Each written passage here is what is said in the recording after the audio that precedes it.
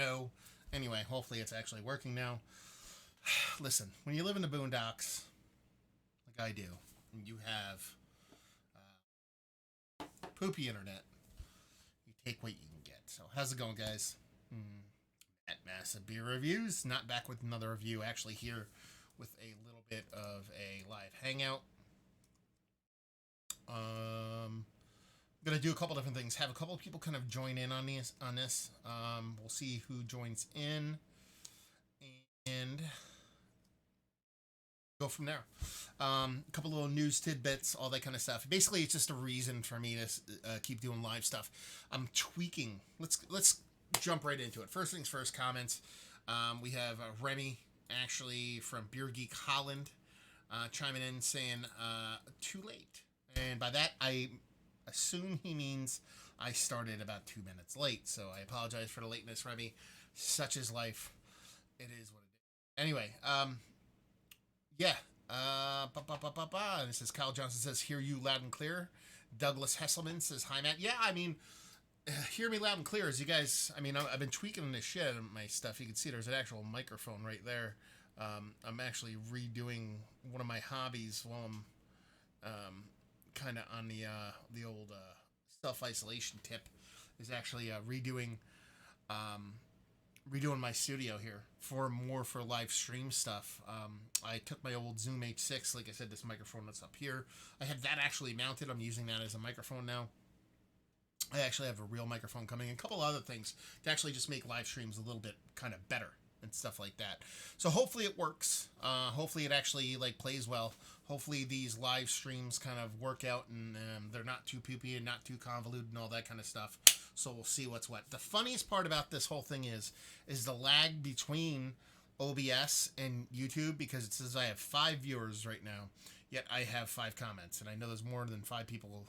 There's no way all 5 watchers are commenting. So anyway, it is what it is. So first things are first, let's dive into that live stream stuff. I've been trying to do a lot more live stream stuff, just for the sake of it's a kind of an outlet for people to kind of like, you know, hang out, drink beers, do all those kind of things. So that's the kind of impetus behind me doing the whole kind of upgrades to my studio and stuff like that. Doug Hesselman's saying he's drinking a triple at the moment. I am drinking a double barrel aged. Yeah. But you know, with everybody sitting at home, it's just kind of like a reprieve, just kind of hang out, whether it be digitally and stuff like that. That's the reason why we're doing a lot of these hangouts, not just me or everybody else out there. A lot of people are leaning into Instagram live hangs. I think the YouTube, I mean, that's where my bread is buttered, so I kind of stick with the YouTube thing. So it's kind of like kind of focusing more on that than beer reviews. Still doing beer reviews. Like I said, I just kind of popped off a review of this. I did a little bit of another Zigmeister, a little bit of Belgian single I did tonight, right before I went live, and I did a little bit of Two Roads, Workers' Comp. So I popped off a couple of reviews real quick, but it's kind of coming into this, kind of trying to be a little bit more kind of professional, I guess you'd say, with the whole fucking streaming thing. It's kind of hard where I live. I live in the middle of nowhere, so my bandwidth is kind of limited, but I've found a way to kind of finagle that and make it kind of work. Like I said, kind of upgrade everything. I started using a better camera for the live stream. I used to use my old Logitech C920. That thing is hot garbage. A lot of your professional kind of streamers and stuff like that, which I am not, they use like a lot of DSLR cameras and stuff like that. I'm just using my iPhone. I think it works fine enough for me. We'll see. Works even better for actually recording purposes. But for live streaming, especially when I get a couple other people on, and kind of hangouts and then join and stuff like that, once you get 4 or 5 people across the board, then the resolution doesn't really matter all that much. And any of my hard-coded kind of video is done by directly to my iPhone, which I can do in 4K 60. Not really upgrading that, just upgrading various things. Like I said, I'm getting a new microphone, new mount, and I can, on the beer tube side of things, where we're actually recording reviews and stuff like that, I'm actually recording directly from my my Zoom H6 in my phone now, so we'll see how that audio plays out. Let's get Keith.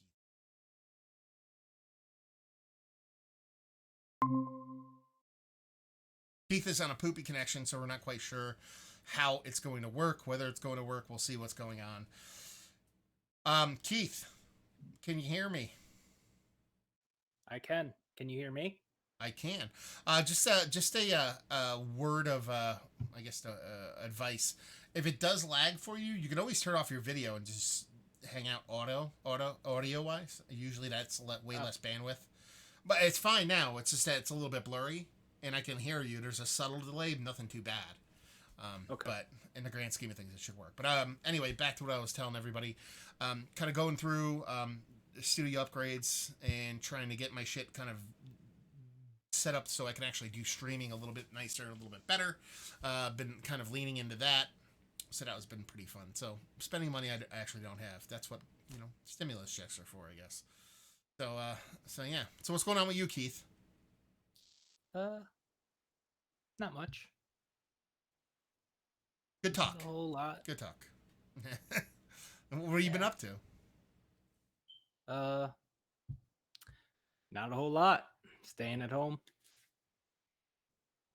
Drinking beer. What are you drinking tonight? What? What are you drinking right now? Bomb Place. Okay. It's I think I've heard of them. They're full serve. It's a new beer. It's Okay. it's an Aussie pub ale. It's made with Australian malts and I believe also Australian hops. Okay. I believe. Pretty good. So it's like one of their fucked up versions of a hazy, but it looks like more like a darker beer, like a mild or something like that. No, it's kind of like Mooey. It's like an Australian. Mooey? Uh, it's yeah. New Zealand hopped Mooey?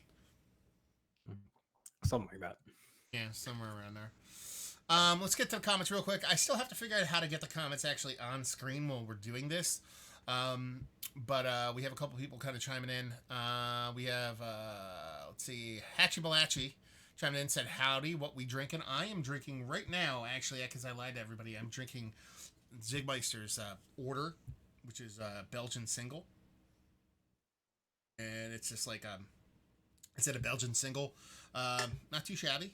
A little bit darker, a little bit heavier than a typical single, but I also am drinking their double barrel aged Belgian triple Paragon of Light. So I've been hitting the Zigmeister quite hard because they're local and they deliver directly to my house and stuff like that. So that's what I'm drinking.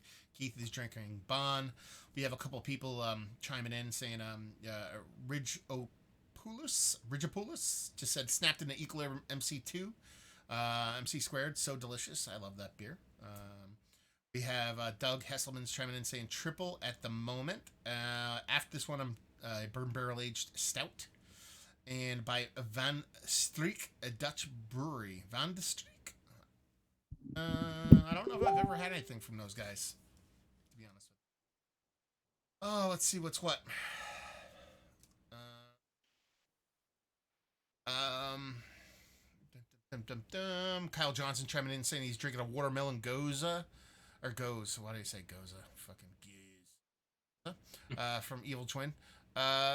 Sweet and salty. What's everyone snapping right now? I think snapping. That means. What are you still saying instead of drinking? Snapping? Anyway, there we go. So yeah. How's your life been in self-isolation as of late, Keith? Bored? Yeah, a little bit. Well, let's go over the drama. What happened to your computer, and is it fixed? No. So it's a 2011 MacBook Pro, and apparently in the 15-inch, which is the one I have, and the 17-inch models, they had an issue with the built-in graphics card. So there's a built-in graphics card, and then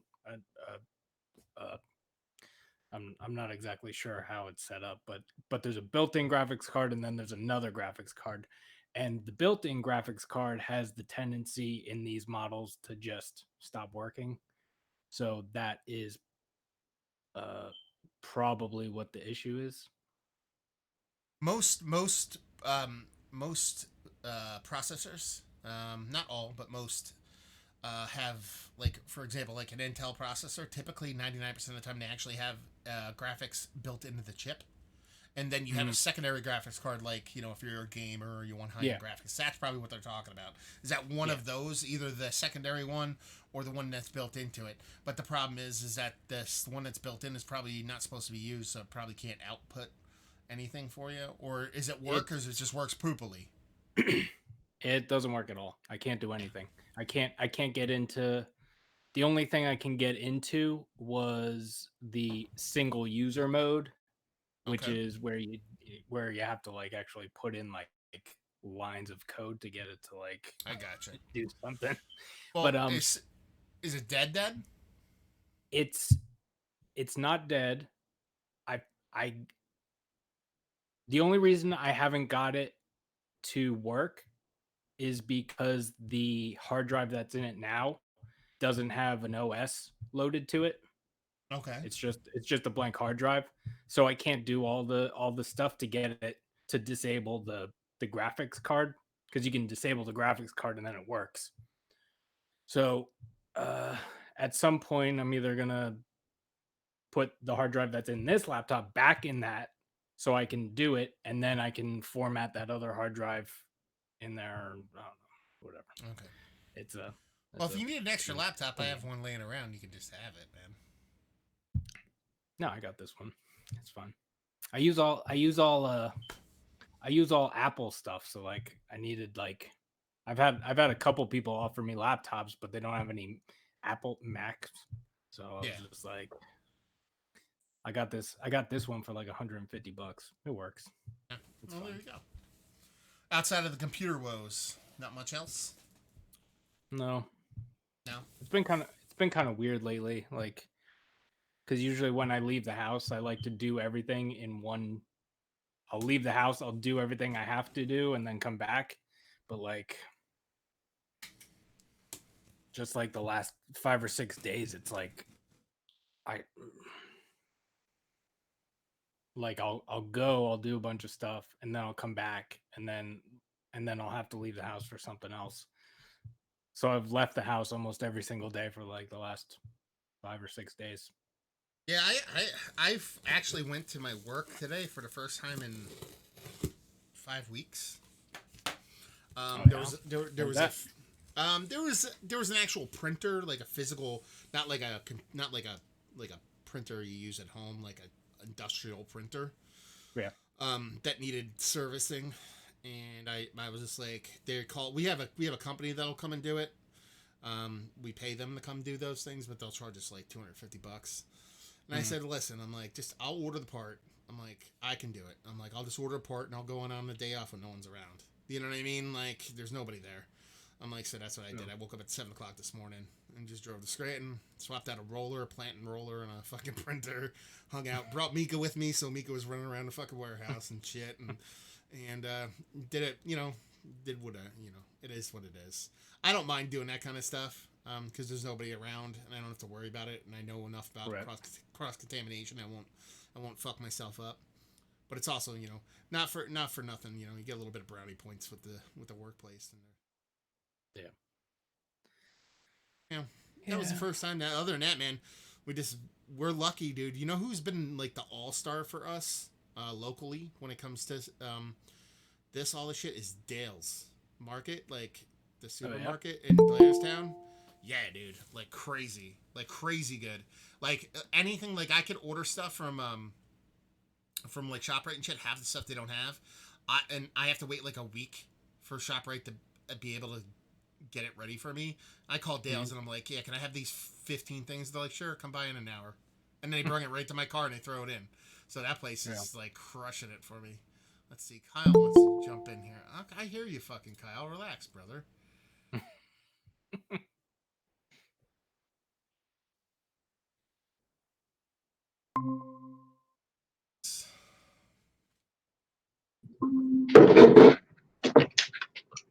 So what was your major malfunction there, duder? It just kept saying camera failed, and then I unplugged the camera and plugged it back in, and it worked. But it would work in different applications. Just this one, I don't know. Fair enough. Annoying. What's going on? Not too much at the moment. How about you guys? Yeah, just shooting the shit, talking about our daily lives and what's going on and how we're functioning. Well, not doing anything at all. Yeah, yeah, Yeah. yeah. I can relate. Yeah, I've been going ape shit. Like, I've been like, I'm buying way too much shit, dude. Like, I'm buying like I have actually, and that's the funny thing. I'm not buying that much stuff. I'm buying stuff, but I'm setting up this like my little beer room back here for like a podcasting studio because I'm like, fuck it, I'll do it. And like half of the shit that I'm doing is stuff I already have like laying around. I'm like, oh, I already have something like that. You know what I mean? Oh, I already have something Yeah. like that. So it's like I spent today like here, I'll show you. I spent today hanging a fucking microphone from my ceiling. Nice. Do you know what I mean? Like that way, because Yeah. I originally had it I had it hung up I had it like attached to my desk, but every time I'd like bump my desk, it would make a noise and shit like that. And I have like a professional mic with like a sound thing that'll keep it from doing that coming. But I was like, fuck it, I'll hang it from the ceiling and like just finding busy work, man. It's all about the busy work. Yeah. How's What are you guys teaching go? drinking? I'm drinking right now. I'm drinking a Belgian, locally brewed Belgian style single from Zigmeister that we Oh, went to. nice. Yeah. Yeah. I'm drinking a Australian pub ale from a local brewery. What makes it Australian? They used Australian malts and hops, Oh, okay. That makes sense. so it's yeah. I got the New Glarus, Wisconsin, Belgian red. Some cherry juice in my system. And I'm about to. I'm opening up my hot butcher. I haven't opened it yet. Oh, nice. And we have this. This is what this time tastes like. It's a Amaris hopped country pilsner, 4.2%. Keith Nice. had two of these, but I'll be drinking them all to myself. So sorry about that one. So there's two of those in here. Yeah, Amaris. I never heard of Amaris. Have you guys had anything from that or How do you? Amaris? How's it spelled? Aramis? Armis? No, I don't know that one. I don't know. Yeah. Unless it's one of those experimental hops that they got around to naming. Well, that's typically that's probably the case because that's what Hot Butcher does. Presto Changeo. This is a 7.5% double hazy. Kyle's probably gonna get. Actually, I shouldn't say you're gonna be getting all these, Kyle, because they send us different stuff. I don't know if you noticed that. Oh, I didn't notice that. No. Yeah. Well, I think they send you some of the stuff that they send me all new stuff. They send me stuff that I haven't reviewed yet, and they send you guys stuff that you haven't reviewed yet, which is none of their stuff basically. So if there's something that they have that I've reviewed before, but they'll send it to you or something like that, I think that's what the that makes sense. I got two each. I'm actually gonna have to call and yell at Jude because usually it's 4-packs each, so I'm gonna call him for chincing on me, only giving 2 apiece. I saw this one. This one dropped. This is the one I think they were waiting on before because the label for most people that like I have a FedEx like home delivery set up on my an app, so when somebody sends me something, it pops up saying, "Hey, a label's coming." Or a label's been made for your house, and this label got made early in the week, and I'm like, okay. Sometimes it's a day, sometimes it's 2 weeks till they send me shit stuff, Hot Butcher, and it's like got made, and this I think dropped yesterday, and then the package, or 2 days ago, and the package went out. So I think this is the beer they were waiting to mail off. It's a double IPA with Citra, Waimea, and Mosaic hops. And Nice. I don't think any of these are collabs. Oh no, this the first one was a collab with brewery I've never heard of called is what's I don't even know. Yeah. IAWOA, is that what that says? It looks to me like ISWAS. Oh, S. Oh, right. Yeah, that's what it looks like to me, but we'll see. Wow, my iPhone's really good at focusing. Fucking close shit. And this beer does not suck. That's one I've had before a couple times. This is their Blazed Orange. The last time I had this is the first time I had this. It was fucking like super crazy good. The last time I had something close to this, they did the double Blazed Orange, which is their double milkshake. But this is like one of the best milkshake beers. I got doubles of that in the other one, so I'll probably crack one of these while we're on the air. We'll see what's what. Yours didn't come yet, Kyle? Supposed to be today, but yeah, it hasn't been released or delivered yet. The Blazed Orange, a bunch of people told me how good that one is. Does your FedEx guy typically come late? You know what? It does happen sometimes. Yeah, I'm looking at the app right now, actually. But yeah, I know the Nerd Sense guy said tomorrow, and it makes sense. They're a little bit further east than I am. Yeah, mine Yeah, app still says by the end of today, so we'll see. How's it been going with you teaching? Are you guys starting to like? I mean, we're in April now. You know, have you guys kind of settled into a pattern as far as like teaching programs and stuff like that, and it's pretty much the norm now, or? Yeah, I think the new norm is being established. They did, in New York State, they canceled all the state exams and everything last week, so you know that might tweak some things a little bit. You know, moving forward. We have a meeting with our principal Monday, so maybe we'll talk about what workload should look like and all that. But you know, I'm not getting pushback from the kids. No one seems to think what we're doing is stupid or crazy, you know, or too much. Just sad though. I get a bunch of kids like they're just bummed out. You know, they want to see their friends and they want to be in school and all that, but they get it. You know, a couple kids are having a harder time than most. But yeah, it's the right thing to do, but it still sucks. You know. Yeah. No. I mean.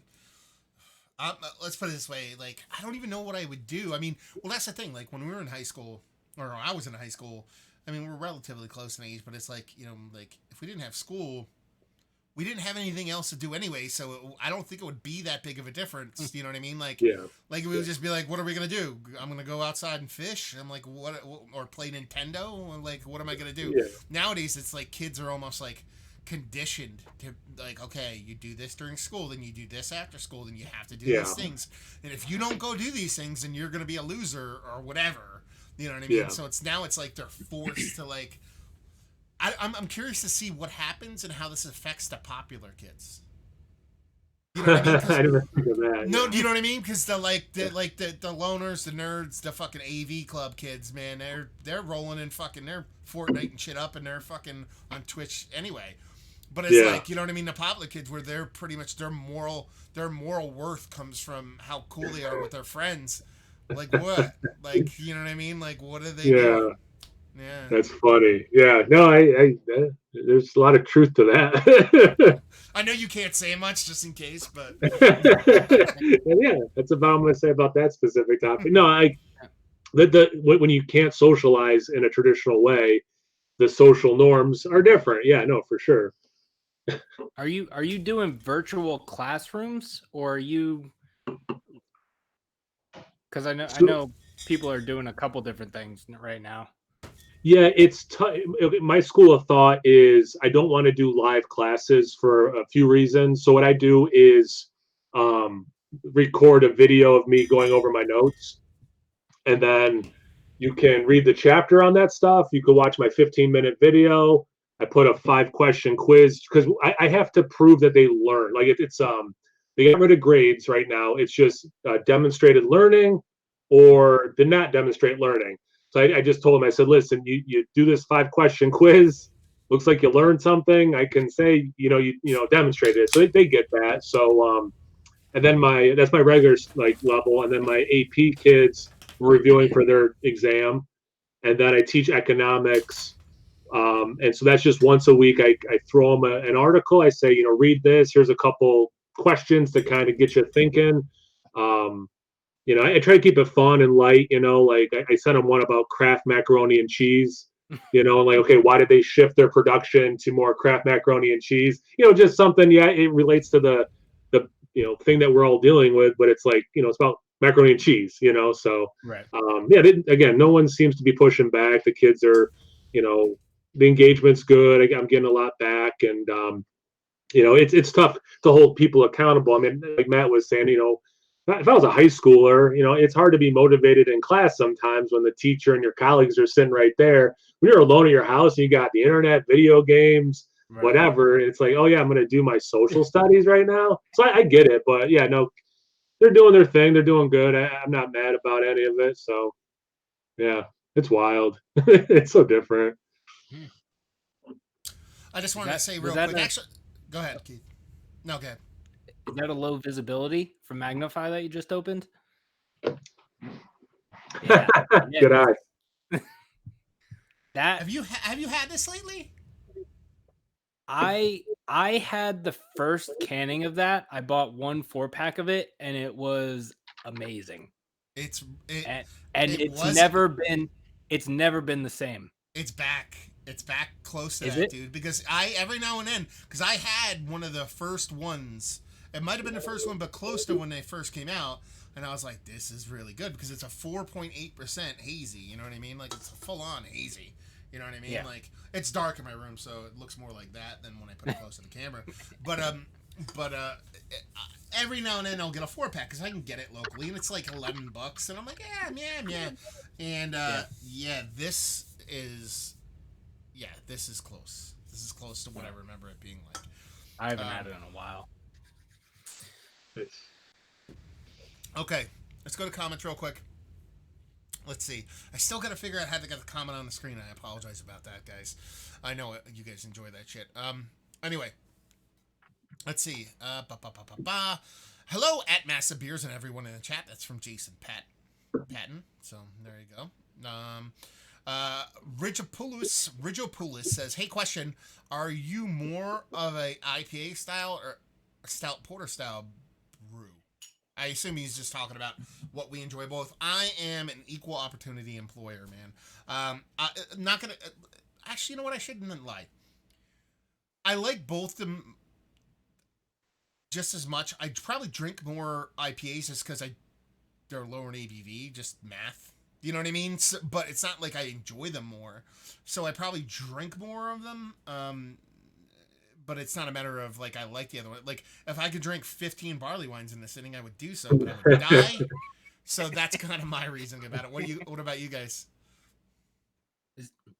Is he saying IPAs or porters? Are you more of an IPA guy or a stout porter guy? He's neither. He's a grisette guy. Anyway, what about you, Yeah. Kyle? Yeah, pretty much. I'm similar to Matt. I mean, I drink more IPAs, but stouts for sure. Porters, I don't rush to porters. I like porters, but like I love stouts and IPAs. But like, yeah, I like lots of different styles. I do try to change it up just for my own palate and everything. But yeah, from an ABV point of view, and just like a lot of IPAs, they just go down, you know, and like depends what I want. Am I just drinking a beer or am I like contemplating a beer? And typically, if I'm going to contemplate a beer, I'd rather have like a big stout or barley wine, kind of think about it as it warms up. Whereas like these, you know, New England style IPAs, I can just crush them, and you know, depends. Yeah, and it's not like one's more better because that's English. Yeah, better than the other. I mean, it's sometimes you just want to crush some beers. Sometimes you want to sit around and just think about it. It is what it is. Let's see. Hatch Militia says, "What's the next New Jersey brewery curbside on the list for me?" More specifically, I'm thinking of curbside. I don't know, man, because actually I haven't picked any curbside beer up from a brewery. It's all been delivered to my house. And I try honestly. I'm trying. I want to go to all these breweries and do curbside, but I feel like even that, me moving outside of my area is something I shouldn't be doing. So I'm ordering at bottle shops. I'm having curbside at bottle shops, and then I'm having breweries deliver to me. So let's put it this way: if a brewery delivered to my house, Manskirt will probably be next. I've done a couple of Sigmeisters. Kane, if Kane ever gets up this way, because they're like one county off of us, I'll probably get some stuff from them, and anybody that really delivers a marijuana. If conclaves are delivered to my fucking house, I'd order it every fucking day. So it really matters who's willing to deliver to my house at this point. What about you guys? Is there anybody specific that you're dealing with, or I know Keith, you're just pretty much hitting bond and going home, right? Yeah, I think Funk is doing different delivery areas, and I keep missing. Either I keep missing them when they're delivering to this area, or they're delivering like right up to this area and not actually getting here. So, because every time I see it, they're not we are not in their area. So You know who I'm gonna say this right before Kyle chimes in. District 96, I keep fucking up because they're doing crazy good delivery and they're coming down to New Jersey and he's, Johnny said I'll come to your fucking house and bring you beer. But the problem with it is that I'm like, okay, but they're doing delivery so crazily. Like, they're not only delivering to New York, they're delivering in person in Jersey, and they're also like, hey, we have Hudson Valley EQ in the other half. What do you want? You know what I mean? So, like when they put up what they have, it, like, sells out, like, online within, like, an hour. So I keep missing the window to buy something. I don't want to be an asshole. I'll be like, oh, it's me. Just bring me free, bring me shit, even though you said you don't have any more left. So that's the one that will probably be next, District 96, because that's their beers are great, and that he's like Johnson, like nicest guy in the history of fucking mankind. So. Yeah. District 96 one was I was actually going to look into. You know what? I was actually going to go today at a local distillery. They're doing pre-mixed cocktails and get some whiskey from them. But then I saw that the Hot Butcher box was coming, so I wanted to see how much new beer I was going to have all of a sudden before I went. So I'm just going to go this coming week to support that distillery. But yeah, definitely District 96 was one of the ones I was going to look into. You can get Equilibrium up here, but I've had so many of their stuff. I wanted to do some District 96. Is Carton relatively close to you, Matt, or delivering? Carton is an hour away from me. Drive maybe a little over an hour, but their stuff hit shelves pretty much all the time anyway. Yeah. Okay. So, but nobody in New Jersey will deliver out of state. Yeah. Didn't Carton just announce like Carton Express? I didn't really look at it, but I saw something about it. I didn't see anything, but Kyle, like you're like Equilibrium is for $10 they'll deliver anything to your house right now. Really? Like, you go online, you buy whatever you want, and for $10 it's coming to your house. Okay. And they'll deliver to Buffalo. It doesn't matter, the whole state. Yeah. So they're doing like mail order delivery now, but. Let's see what else we got here in the comments. We got people fucking chiming in like crazy. Let's see. We have why? Okay. Doug Hesselman saying hi to everybody. We have Doug saying audio from Kyle is much louder than yours, Matt. So it's not so much. I don't think my audio is that off. I think your audio is crazy loud, Kyle. So you might want to dial it back a notch. Not. I noticed that before that even comment, but I don't give a shit. No. Here's the thing, though. Most people listen to earbuds and shit like that. It bothers them. But I don't know exactly what people out in the internet are hearing compared to what I'm hearing. Anyway. Actually, you know what's fuck?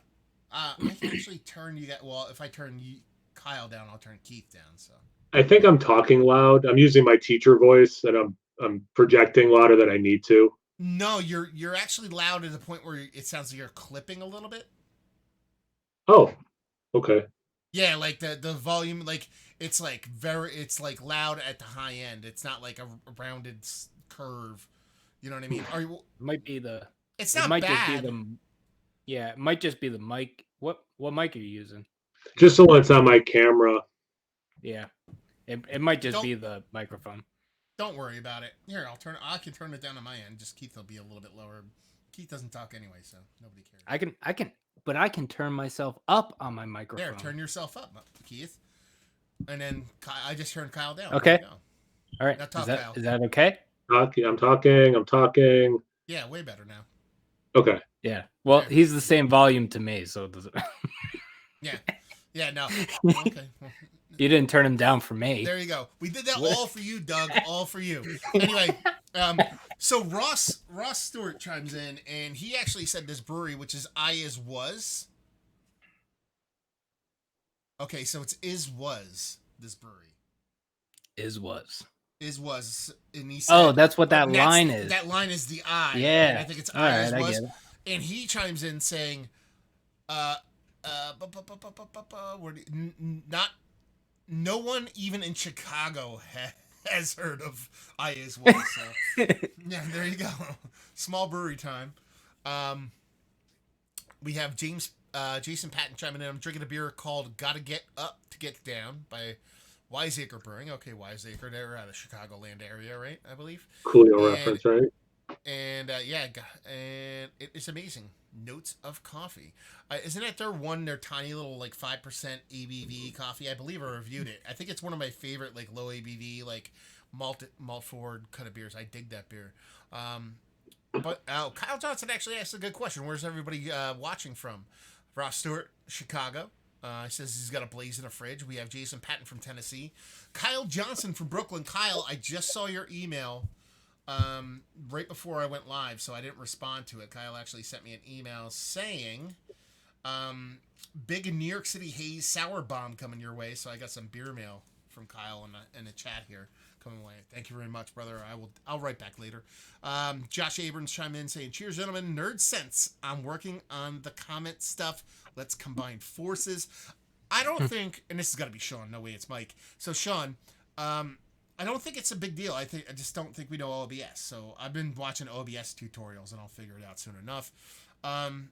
Drinking from your guys' neck of the woods, Equilibrium, says Ross Stewart. So yeah, you're up down where up that way, Ross, Middletown area. He has a question though. He says, "What are your thoughts on lactose in beers?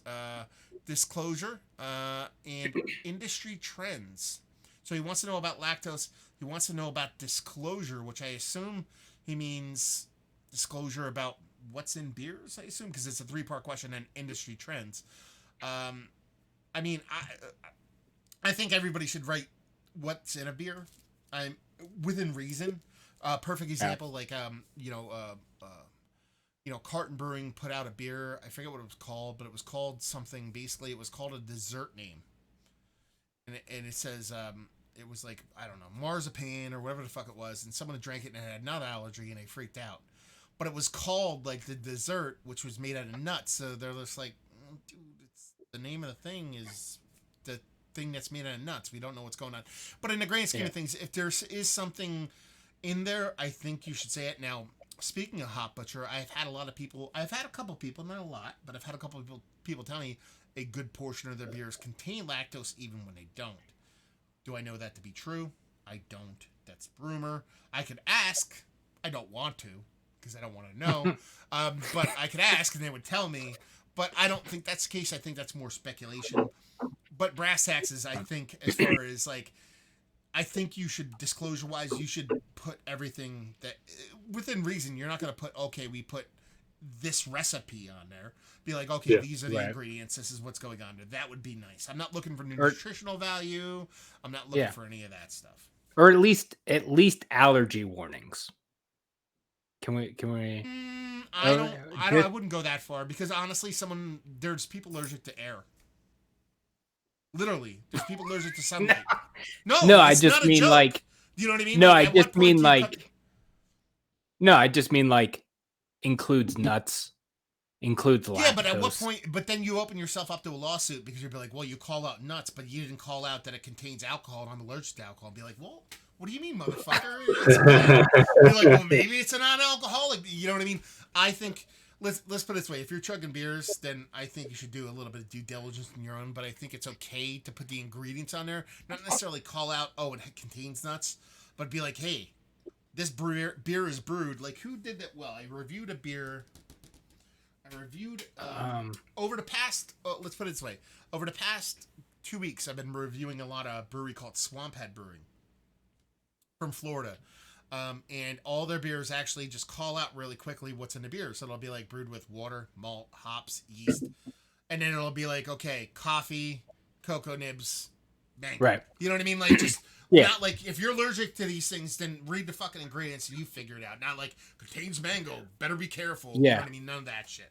So call out the ingredients. That's it. Yeah. That's my take on it. Now, as far as lactose in beer, I'm totally for it. But lactose in beer is a lot like, so for example, I made, what did I make the other day? I made this roast chicken. Oh, for Easter. I decided to make like, I had this really big roast chicken in the freezer. And I'm like, okay, I'll make like an Easter dinner for my family. But I wanted mashed potatoes, but I don't eat potatoes. So I was like, okay, I'll make mashed cauliflower. And I followed a new recipe, and I followed it to a T, and they failed to tell me and I knew it when I read the recipe, but I'm like, I'm gonna follow the recipe and not try to do anything different. They failed to tell me to roast, at least cook off the garlic a little bit. Um, I'm cool with raw garlic and a lot of things, but then you cook it off in the cooking process. This didn't cook off as much, so the garlic was super in your face. So I love garlic. I think it's the best thing in the history of mankind. But uncooked off garlic or too much garlic, it's such a thing that bothers me. It's my favorite fucking ingredient in the face of the earth. Same thing with lactose. I like lactose. It's been around for years. Milk stouts make the world go round. And, you know, if for example, like, you know, your Blazed Orange Milkshake IPA, it's great. This is a great beer, but there's a lot of people that use the ingredient in a fucked up way, or they use way too much of it, and it kind of diminishes the goodness of what it can be because people are going way too hard. It's your aunt that wears way too much perfume. Perfume's cool. You know, it's like Phyllis from fucking The Office. She just smells. She has shitty perfume. She wears too much. That's what it is. So that's my take on lactose. How about you guys? As a mostly vegan, lactose intolerant person, lactose in beer doesn't bother me. I've never drank a beer with lactose in it that has like upset my stomach or whatever. It was more like taste, like it tasted weird with the lactose. So I don't really, and like I'm all for milk stouts, but like, do they even put lactose in stouts anymore? It's mostly just IPAs, right? But I will say one of my favorite beers is Hill Farmstead's Shirley May, which is a session. I believe it's a session version of Everett, their porter. So it's a session porter. Is that what you had when we were up at that bar? No. Did they have Shirley May? Okay, never mind. They might have had it, but I didn't have it. Okay. And then other than that, I don't like. I think, in my opinion, they should just make lactose like the 5th ingredient in beer because people use it so much. Like it can't be beer. It's Red Heinz Kaboot now. Yeah. I mostly agree. I like the list of stuff, you know, and if you want to tell me what hops and barley are in the beer on the can or bottle, that's cool. But yeah, like I love lactose in beer. I'm totally fine with lactose in beer. But yeah, I wouldn't mind it saying it. But yeah, if like a milkshake IPA, I'm gonna assume it has lactose. If it's a milk stout, I'm gonna assume it has lactose. But I also wouldn't fault a brewery if they're not putting everything on, you know. Um, I don't know. Maybe it would kind of be weird. You're drinking a beer and you're like, oh, this tastes like it has coffee in it, and it doesn't mention coffee anywhere on the packaging. Maybe it's a similar thing for lactose. I don't know. But yeah, I don't. Not like in a bad way. I don't care that much, you know, if they say it or not. But if I owned a brewery, I'd put that stuff on there. I guess it's kind of where I come on the following that line. That makes sense, man. I mean, it's just, it's a fun ingredient if used right. If it's used fucked up, then it's kind of like, man. I mean, that's it. Yeah. Brass tacks. Let's see. Here we go. Another follow-up question. This is from D Tanks, and he says, "Better beer, Vermont or New York?" You guys Vermont. go first. I'll go last. Vermont. That's where the Grisettes live.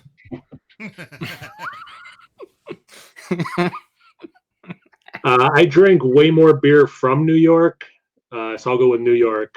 And I think I'd get beat up being a New Yorker if I don't say that anyway. But no, I mean, I love Alchemist. You know, I love Hill Farmstead. Like, I get it, but there's so many good New York breweries, No, that's true.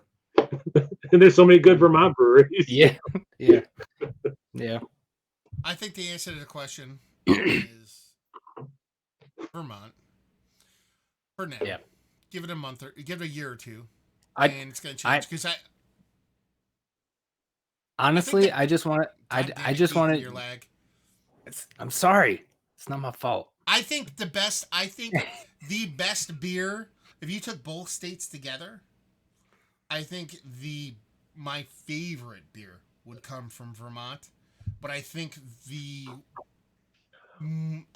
on average, the beers I would prefer more would come from New York, if that makes any sense. So I think the highs are higher in Vermont.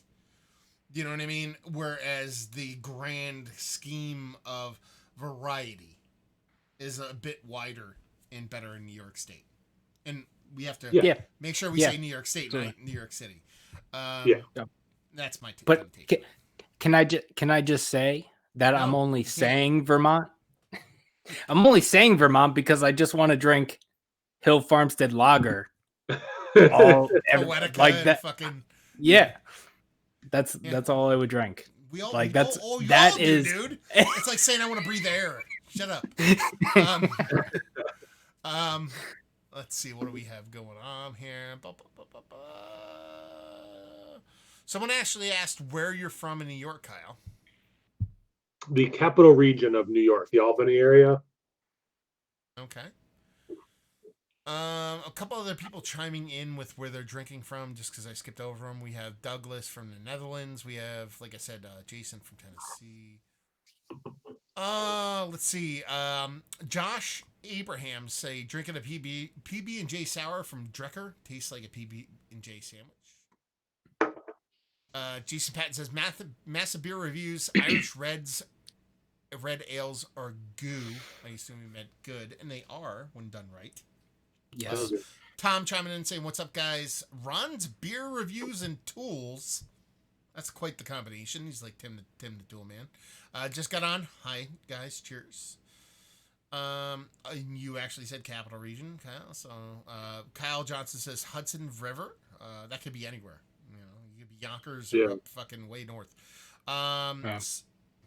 Ron's beer reviews and tools actually chimes in again, saying small craft beer brewers will deliver in curbside sales in mass. That is awesome. Hatchy Malashy says, Kyle, was Utopia's Worldwide Stout worth it compared to the others widely distributed barrel-aged stouts? I think there was supposed to be more distribution before the quarantine. So let's talk about that. You actually dove into the Worldwide Stout, the Utopia's barrel-aged, something that I wanted to try. And I watched your review on it. I know that sometimes when I do a beer review, a day or two later, I kind of like, it processes a little differently for me. Maybe I'm a little higher or lower. Where'd you end up? Especially as I kept sipping it off camera, I still love that beer. Yeah, I mean, and I hope it came across in that review. Like, I love both those beers independently, and the fact that you did get some of the Utopia's taste mixed in with the Worldwide Stout made it a clear winner for me. I got it for $30. We talked about this, I think, the last live stream. Some places secondary, they're selling it for over $100. I would not spend that much money on a bottle, but the 30 I was okay with. I hate recommending people spending money on beer. Like, I know people's finances and all that, but for me, for $30, it was worth it. Yeah, for sure. It was such a good beer. And again, if you like those two beers independently, it's such a good beer. Well, if you don't like those two beers, then you shouldn't be in this fucking chat and get the fuck out. That's also true. It was 30 for the 1 12-ounce? Yes. Oh. Yeah, secondary, the guy had to ship it up from Delaware to me. That include the shipping, or? Yeah. Oh, that's not bad. All right. Yeah, because you're talking probably close to what we talked about the other day, probably $14 a bottle, maybe. Probably. It probably was retail. That's my guess. Probably. So, $10 to ship, a little on top. It is what it is. Let's see here. Now, Ross Stewart actually mentions this. and I think it's based off the conversation we had about lactose and disclosure of ingredients. He said disclosure of lactose. He's kind of referring and kind of like, clarifying what he said. And he said the trend of sugar laden beers. Now, that's an interesting take because residual sugar laden beers, I think, is a way more fucking interesting thing for people to kind of. And I don't want to put calorie counts, or don't want to put nutritional value on a beer, but I kind of want to, not necessarily from a nutritional standpoint, just to see how much residual sugar's in there. Because we've talked about it previously on and off air. There's breweries that really lean heavily into like residual sugar. Nightmare Brewing being like king shit of fuck mountain. Like every single beer I have from them tastes like I'm drinking like a fucking like put way too much sugar in something. You know what I mean? And it's obviously intentional then. Like if someone does a residual sugar beer, you're like, okay, I had one. Maybe it didn't attenuate. I'll have another one. Okay, this one's a little sweeter, but not that bad. But when you have like 8 of them and they're all like literally sugar water, you're just like, you're doing this on purpose, dude. So, that I want to know about. That I would like to know. Well, I feel like in that instance, you're not really brewing beer. You're just putting ingredients together without really. You're like, okay, this is what the ingredients are. I'm just gonna put them together, and then this is what's gonna come out. Except that's not what comes out because you don't know what you're doing. Even though I have no idea about Nightmare Brewing, I don't know the guy. I don't know what he does, or if he does know what he's doing, or if he doesn't know what he's doing. I have no idea. But I feel like do I? All I know is what I taste, and that's what I taste. Yeah. I have nothing to add to that. There you go. Good talk. Let's see. Guns, Bikes, and Brews says, "Hey, gents, Alchemist, Orobos.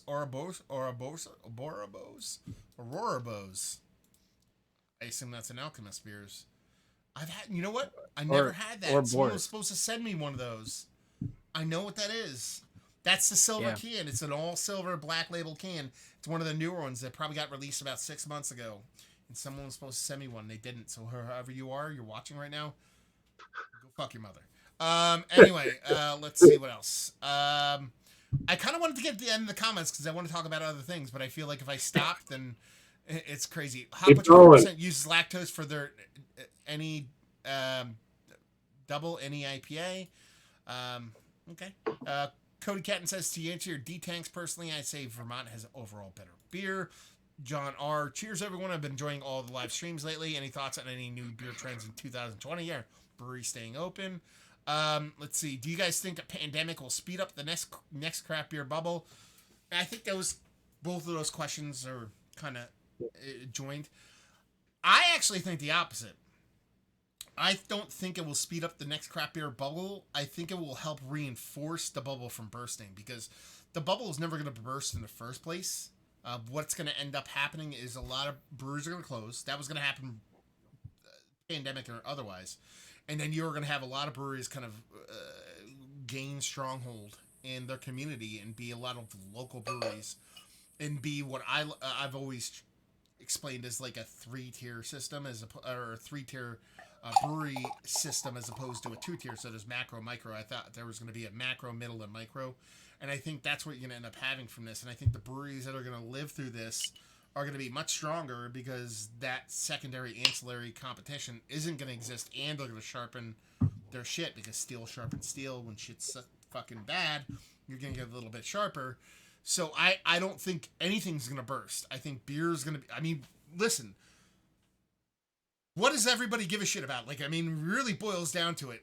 During this whole fucking lockdown, people are like, I need to wipe my ass, I need beer or booze, and that's pretty much been it. Yeah. Food, cool. I can get chicken every now and then, but it's really been about those two things. I don't think beer's going anywhere, and I think it'll end up being kind of like a weird kind of cool turning point.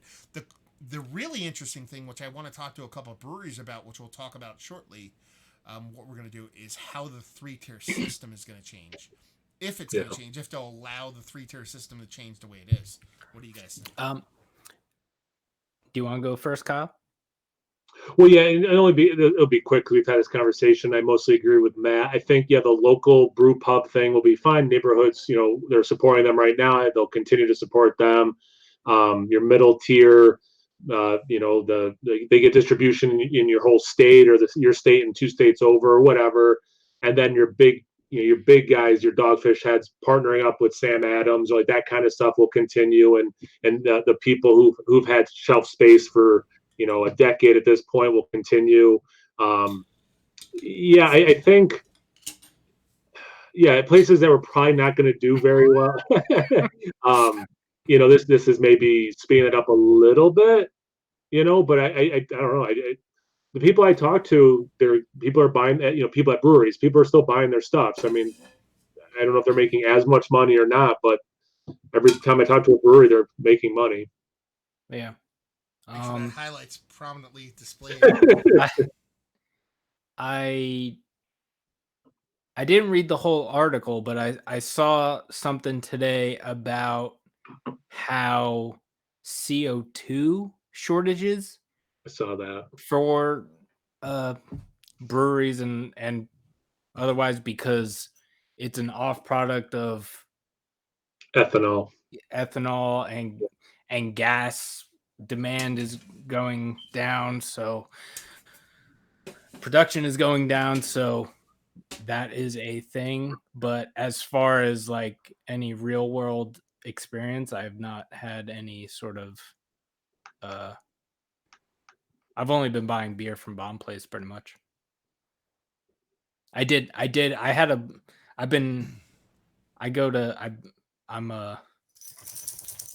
a fan of Muckraker. Mm-hmm. So I've been buying beer online for like a while. So I did just go up and buy and like pick up like the over case of beer that I had waiting for me recently. But yeah, I don't know. I mean, I guess it would just be. I mean, I guess that would just mean that breweries couldn't force carb things. Yeah. And they would just have to. Or God forbid, they would have to bottle condition stuff. Yeah. Yeah. You know what I mean? Like, they'll find a way. They'll find a fucking way. Like, if you can bottle. I mean, you can't bottle condition hazies because it just would take way too long. But they're I mean, if CO2 becomes an issue and there's a demand for it, someone's going to fill it. So that's brass tacks. So it's not like the brewing community as a whole is the only person that uses CO2. So while there's a shortage, maybe an issue with the shortage now, if it ends up being a commodity that's needed, someone's going to fill that void. That's kind of how I feel about that.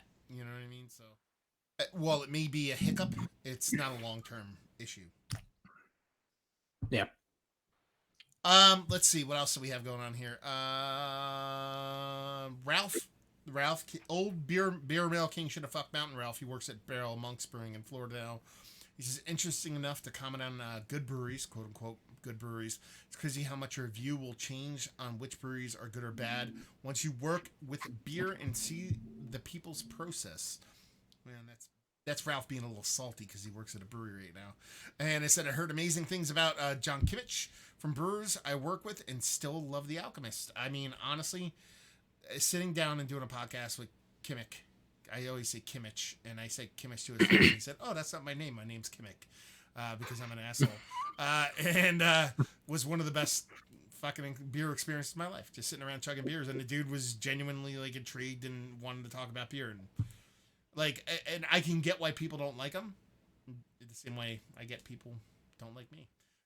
Interesting take, appropriate discussion. Cheers. No idea what you're referring to, and this is something I've noticed here on the live streams. I've never really noticed it before.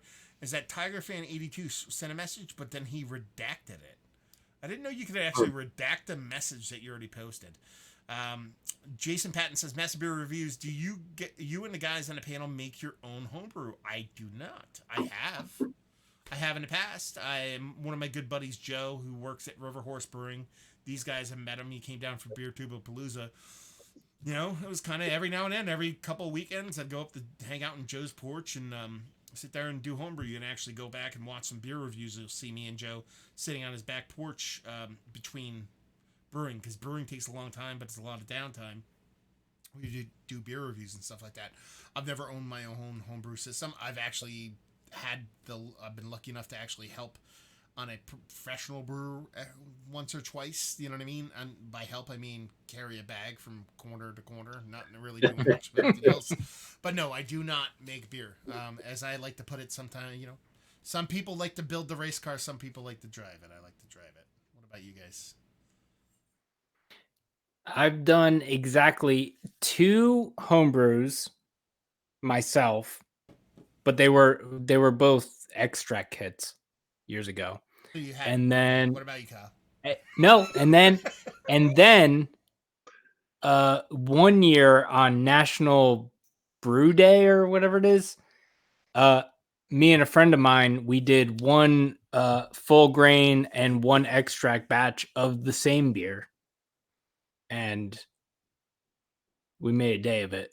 I got really drunk that day. That was I remember. Well, I don't remember, and that's how I remember. The best part about that is that it's totally logical. No, I have not homebrewed. No, I would, but yeah, there's so much good beer that other people are making that I'd rather just drink at this point. But Right. you know, never say never. Let's see. Actually, getting towards the end of comments now. It's pretty cool. Some Tiger fan chiming in from Louisiana, and last comment in the books right now before we move on to the next kind of topic is Matt, Keith, and Kyle, and this is, I think we're all gonna kind of answer this way. Have you ever had a bad beer from one of your great breweries, like Kane or Hot Butcher, for example? Yeah, I've had bad beers from every fucking brewery. But the thing is, they're very few and far between. That's what makes them great. You know what I mean? Why they're consistent and fantastic. And in you want to put that word "bad beer" kind of in context, because there's a difference between a beer you don't like and a beer made badly. So I don't, in that context, maybe I haven't had a bad beer, like it's made badly, but just a beer I don't like or something's off. There was no off flavor. It was just wasn't skewed in my direction. So it's a weird kind of, it's a chicken or egg thing when it comes to breweries that, as you would put it, one of the great breweries. You know what I mean? Whether it be Kane or Hot Butcher or Conclave or whoever they may be. The reason why I think they're great is because they're really good 99% of the time. Not because I want to be cool and say they're good. Like, it has nothing to do with that. Like, I think they're great because they make good beer. It's not they're great because other people think they make good beer. So it's kind of one of those things where it's like, you know, are they good because you say they're good, or are they good because they make good beer? Well, they make good beer. That's it. No. Yep. Yeah, that'd be my issue with bad beers. Yeah, they incorrectly brewed something or gave me a spoiled beer, not spoiled, but yeah, like an off, you know, oxidized or whatever. But yeah, definitely like beers that weren't my palate. Sure, I remember I was at Dogfish had doing a tour. That's what the tour guide he said. He goes, "You're not gonna like all our beer. That's fine. That's normal. We do a lot of different styles. We try some stuff. It doesn't land, and that's fine. Like it's like there's a brewery admitting, you know, there might be stuff you don't like, and that's fine and normal. And I think that's so true. And people kind of think like you can't be a fan or enjoy something if it's not perfect or your definition of perfect. No, like I love a lot of breweries, you know, but there's every once in a while beer I don't like from them, and that's fine and normal, and move on my life. Yeah. Keith? What? Well, it's also like I would say kind of like taking that magnify, for example. Like you can also have a good batch versus a not as good batch. So I mean, I think everybody runs across it at some point, no matter how good the brewery is. But yeah, I used to drink Other Half all the time, and they would put out beers But that's more of like the batch to batch thing. Like I would have a batch that I liked more than another one. But uh, but And Doug, the guy, gentleman who posted the question, Doug Hesselman said I meant more like a bad batch or really off style. I mean, There you go, Keith. I'm trying to think. I'm gonna stick to your example specifically. Had I had something super off from Hot Butcher? No. Have I had something super off from Kane? No, I haven't. But that's the weird thing about it. The beer might not have hit me the right way, and it might not have been something I liked. But I have not had anything like repulsive. But I also think it's kind of one of those things where I think a lot of the breweries that you're mentioning, the better breweries, whether it be Kane or Hot Butcher or Hill Farmstead or fucking Treehouse or whatever, they're never going to let that bad beer see the light of fucking day. To where there's some breweries that are a little bit smaller that can't dump, or they say it's it's kind of like maybe or something, they might let that beer go. So it's not so much that they don't make bad beer. I think a lot of the great breweries know enough to dump it because it's going to end up hurting them in the long run. So it's a matter of, I think the core of your question is, do those breweries make bad beer every now and then? And I think the absolute answer is 1000% yes. I just think you never see it, whereas there's other breweries that can't afford to dump that every now and then a subpar beer makes the market. Yeah. Actually, as an example, a few years ago, Other Half did a beer called Debbie Downer, and it was a collab. If I remember correctly, it was a collab. Other Half, Tired Hands, Omnipolo, and they called it Debbie Downer because the first batch that they did came out not good. So they rebrewed it, called it Debbie Downer, and released it.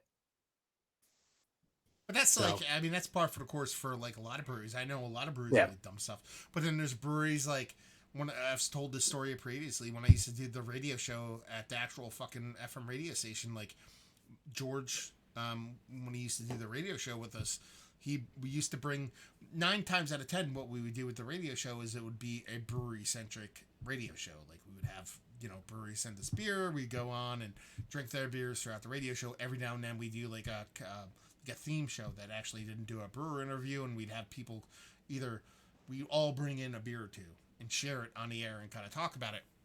Mm-hmm. And he brought a beer and he said, yeah, I brought this beer, and he put it down, and it was a bourbon barrel aged sour Belgian double from fucking Neshaminy Creek. And I said, yeah, this is infected, dude. And he's like, what do you mean? I was like, I know nothing about this beer, but no one purposely brews a sour Belgian double in bourbon barrels. So like they brewed a Belgian double in bourbon barrels, and it turned sour, and they said, fuck it, let's bottle it and call it sour. That's it. Yeah. And I opened it, and they had 10-foot ceilings in the place, and the beer hit the ceiling, not the cork. The fucking beer hit the ceiling. Like I opened it and went bang, and shot like fluid hit the ceiling and went everywhere. So it's like something like Plead the Fifth did. Was it who's that? Who makes Plead the Fifth? Dark Horse. Dark Horse makes Plead the Fifth. They made a sour version of Plead the Fifth. And I'm like, yeah, no, dude, I've had it. I'm like, this is not on purpose. Like, you made Plead the Fifth, and this one went sideways, and you bottled it like assholes. So there's people that do that shit sometimes. They're like, okay. They're like, it is what it is. Like, sometimes it's on purpose. Sometimes not. It goes both ways. Sometimes you have a happy accident. Sometimes you make a beer, and it's not what you intend, and it comes out awesome. You know what I mean? So it's not all like, But the grand scheme of things, the breweries that do it right often because they know what the fuck they're doing. Right. So let's talk about a couple things real quick. First things first. I've been kind of in a group chat with these guys talking about, we're going to do some of these live shows moving forward. We're actually going to start doing brewer interviews, where we actually have brewers or owners of breweries come on and actually talk and kind of talk about beers and stuff like that. I had 2 breweries lined up already. We're going to do Mortalis out of Avon, New York. You've seen me do some of their beers. I know, Kyle, have you done any Mortalis reviews? No, I did a collaboration, but it was brewed at Beer Tree. So yeah, I've not had anything proper from them. Okay. And I know Keith, have you done any more Talos reviews on your channel of 93 Lumber? I have not. Okay. So I only do soul reviews on my channel. no, there you go. Separatist. That's a that's a Very regional joke. That's not a regional. They're just a joke. You take regional. But I mean, you guys have seen me done Mortalis reviews. You've seen Joe from the Beer Patrol do them. You've seen a couple of guys do them and stuff like that. Super good guys. I talked to them, and they're going to come on and do something. We have a specific dinner. Actually, they come on and talk about the climate and as far as like, kind of like we touched on earlier about how breweries and how shit might change and perception of breweries now. How I don't want to give away too much, but it's going to be more like how breweries are dealing with the way to sell beer now and how the public perceives them. You know, a lot of people are like shitting on a lot of breweries because they can't actually buy their beer. The people that basically used to go wait in line now don't know enough to program a fucking bot to get to the front of the line. So now, since they can't line up at the day before at 6 a.m. When shit goes live and they can't click fast enough, they don't get their beer. So now everybody's freaking the fuck out. Yeah. Kind of talk about that stuff. So it should be good. I mean, they're really good dudes. Go ahead. Can I pose a question? Sure I don't know if this was something you were planning on talking about, but talking of Hill Farmstead, I mean, I know they're in kind of an isolated location, but they have closed. They're only distributing kegs and bottles and stuff and cans to places that are still open. So the question is, do you think breweries are essential businesses? Yeah.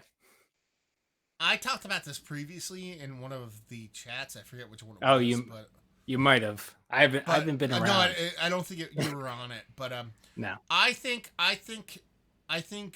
beer and liquor stores are essential because I think a decent portion of the population is functional alcoholics, and I think if you cut them off, then there might be a lot of people that have issues and actually cause issue in hospitals, to where you have a lot of people detoxing and then kind of like put more strain on hospitals. So that's honestly why I think beer and spirit essential.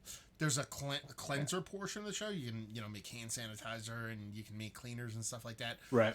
Plus, there's also the let people just be happy while they're fucking stuck in their house. Yeah. I mean, imagine you're sitting in your house right now and you had no beer, and then they said, "Okay, guess what else? No internet. Go fuck yourself." Everybody would kill everybody. So at least you have beer going on. That's my take. Yeah, we did talk about this. I was on that live stream, Matt. Yeah, I agree. I mean, it is technically food. So I get that. Just like the bureaucracy of it, like they say food is essential. This will fall under that. I get that. But yeah, definitely the distraction piece. I mean, people. I'm glad you mentioned the internet. I mean, people right now need distractions, and this helps with that. So yeah, does it fit my definition of essential? No, but do I think that they should stay open? Yes. Yeah, but that's the one thing about it too, is that the company I worked for, a knee-jerk reaction when everything came down, we were deemed essential, and I was, not that I didn't think we were, but I was like, okay, that's one, it's good that they are, because I get to work from home and I still get to work, but two, I'm like, over the week or two after, companies were deemed non-essential, I figured out how essential we were. As a company, we're a plastics manufacturer. We don't make ventilator masks, but we make handles for a company that the handle is a part for a machine that makes ventilator masks. We found out, you know what I mean? So there's sometimes when you don't, and like on our pool side of things, to where we make pool supplies, some of our pool supplies are used for hatcheries and fish growing. So it's a food source. So, there was, at first I was like, are we essential? And I was like, oh wait, step back for a second and think about how all this happens. One person got sick in a small wet market in China. Now the whole world is affected. Oh yeah. So when you talk about like what you do as a company or what you do as a person, how those ripple effects can kind of wave out and change things. So just because you're not patient zero or business zero doesn't mean you're not an important cog in a machine. Yeah, Exactly. absolutely. I was just asking because I've seen I some thought Keith things was gonna where be like, people. "Fuck the government. I want." I'm keeping that on the inside. No. Uh, I was only asking because I did see a few things like where people were like, breweries aren't essential. Distilleries are essential only because they can produce hand sanitizer, and liquor stores and everything else should absolutely be closed. So I wasn't in on the other live stream, so I just wanted to pose the question. I Well, am perfectly okay with me because the point is if all of our local breweries closed, they wouldn't be open after this was over. Mm. They would be done. yeah. They wouldn't survive at all. Yeah. So I was just getting a your opinions. And Yeah. I'm sorry that I posed a question that was already addressed. And Oh, it is well, such a big let's move on to the next thing. Well, the first, like I said, the Mortalis guys are going to come on, still hammering out details there, so it's still in the works, but they're going to come on. And then the other one we're going to do is actually Hot Butcher. I'm not sure if Jude and Jeremiah are going to join from Hot Butcher, but I at least know that Jeremiah is going to join. So I've been talking like ever since I started doing Hot Butcher beers a couple years ago. I've had a text thread going with those guys and just kind of chat back and forth, and I pick their brain and they pick my brain back and forth and stuff like that. And some of the Kyle and the guys from Nerd Sense and whatnot, Joe from Beer Patrol beers and stuff like that. And I texted Jeremiah the other day and I was like, hey man, let's do like a live stream thing, and he kind of was all about it, and he kind of wants to do a really cool one, and we'll do it eventually. We'll see logistically how it has to kind of hash out, and that what we'll do is, let's see if I can actually. We'll see what's what. Okay, there we go. What we're gonna do is, they're gonna send us some like super hyper fresh beers, from Hot Butcher, a couple of us, and we're gonna actually do a live stream of us drinking some Hot Butcher beers live on the air, and actually talking to the brewer and hanging out and just doing basically what we're doing now, but just more in a kind of like, I don't know, question and answer format. But what we're going to do is something that I typically don't do in beer reviews, and I don't think most of us do, is that we're actually going to follow up and do the same thing again a few weeks later with the same exact beer with the brewers on hand again. They actually talk about how the beer has changed over time, and things like that. And I think it's a fun experiment. And honestly, this kind of concept came directly from Jeremiah from Hot Butcher, so it's not something that even I thought of. So it should be a fun thing to do. Again, we're hammering out the time, we're hammering out what we're going to do and do all that kind of stuff, but it should be really fun. I'm going to try to get some more breweries kind of in. I have people that I want to think of. I try to do one a week once we get the start rolling and stuff like that, but it should be a pretty fun thing, at least during this time when most of us can't actually visit a brewery. So I'm sure all of us will be involved with that one. Hopefully by that time, me and you, Keith, will be hanging out in real person, real life and stuff like that, so you don't have to worry about your internet woes. Yeah. Oh, when is that supposed to happen? I assume within a couple weeks. I'm joking. I just want to hang out with you, buddy. I love you. Oh. Yeah. Well, Your internet doesn't suck tonight, by the way. I like that Keith didn't know. say I love you back or anything. That was really one-sided, Matt. Wow. That's okay. Just because I'm more comfortable in my heterosexuality to actually say I love Keith, and he doesn't feel like reciprocating. That's okay. Yeah. That's okay. I'm okay with it. There have only been a handful of people that I've said that I love them in my entire life, but that's a way different conversation. That's a way, yeah. We don't have to go there right now, or ever. Yeah, but if you could get those Hot Butcher guys to send me some beer. That one. No, they're not sending you shit. Oh, Anyway, is it because I didn't say I love you? Is that why it is? Is that why? No, I already knew that. So I have a question.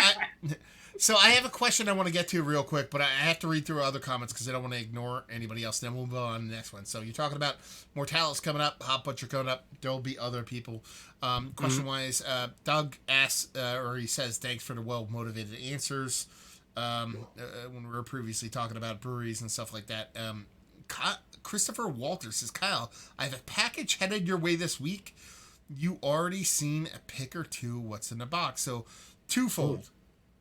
What's in the box besides Gwyneth Paltrow's head? And two, why isn't Christopher Walters sending me beer, but he's on my channel talking about sending people beer? I'll ban you. I'll ban you from the chat, son.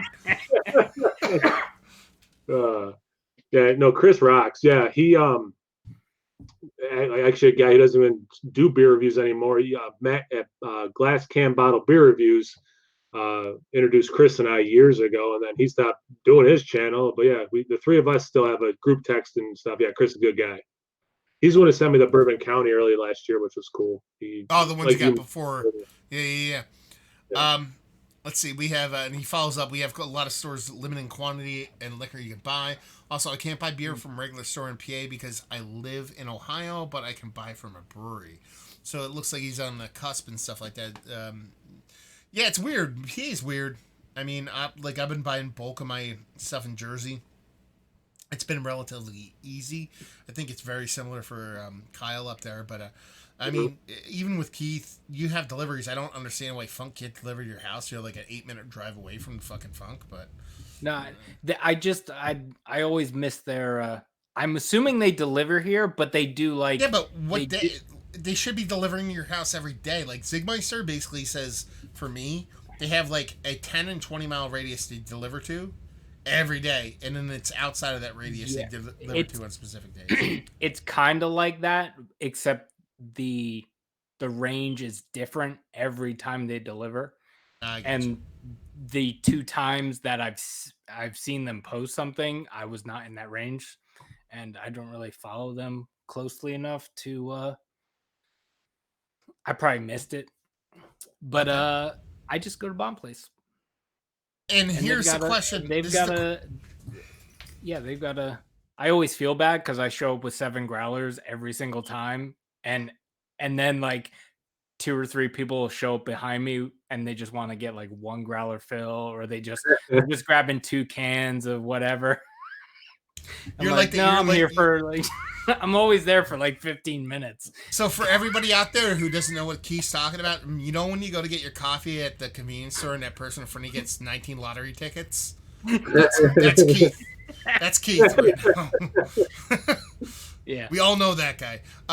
So this is a question I was actually working toward, and I'm not going to answer this question. I'm just going to let Keith answer this question. Oh, jeez. Only Keith. And it's from Max McNow, who's an awesome supporter of the channel. He sends me beer all the time. He says he's really looking forward to the brewery streams. Awesome idea. His question is there a brewery you really want to hear from that you haven't reached out to or haven't heard from yet?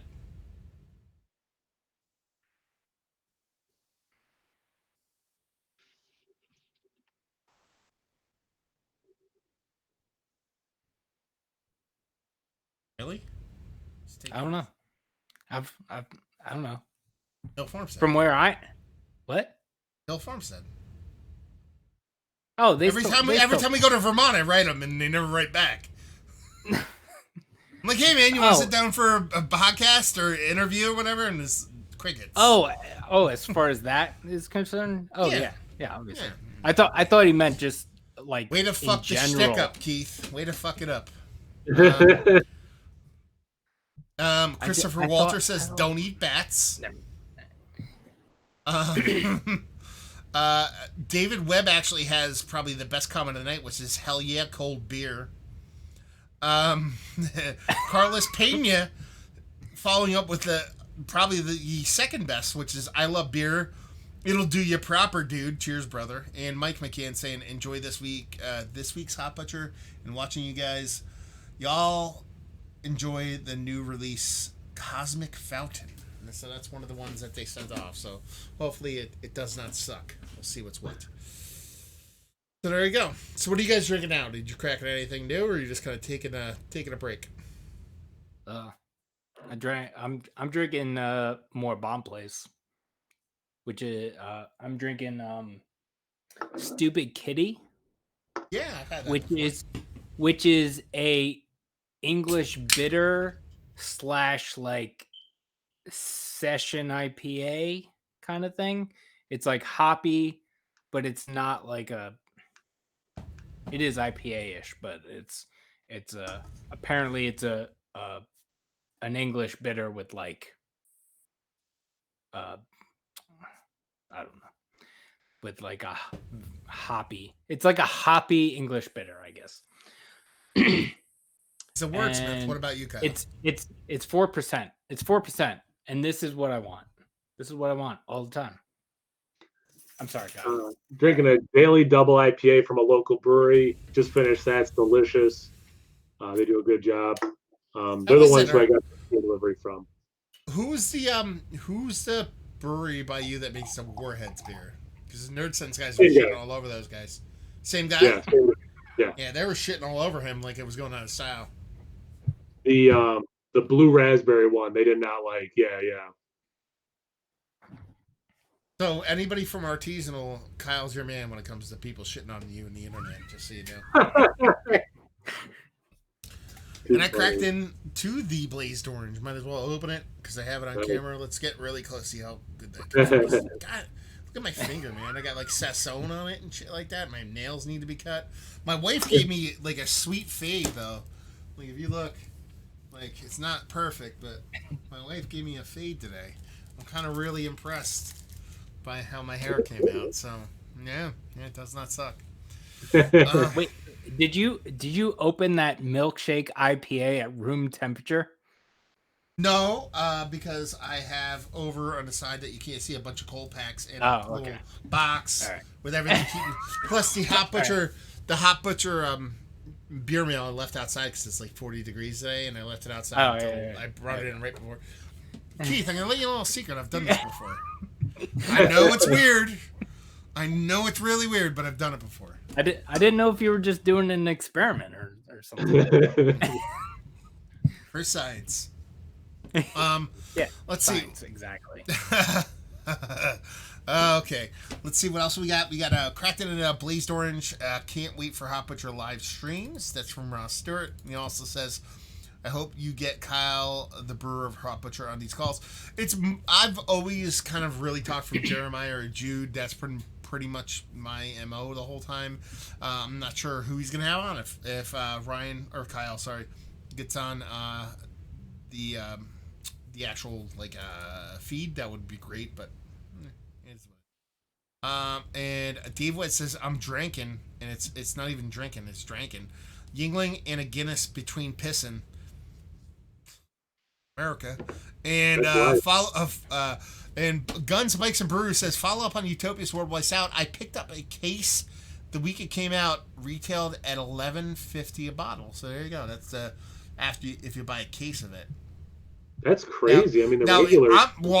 What's crazy, that Guns, Bike, and Brews bought a case of it, or that it's $11.50 a bottle if you buy a case of it? Because a case of that, I mean, it's smart to buy a case of that, but yeah.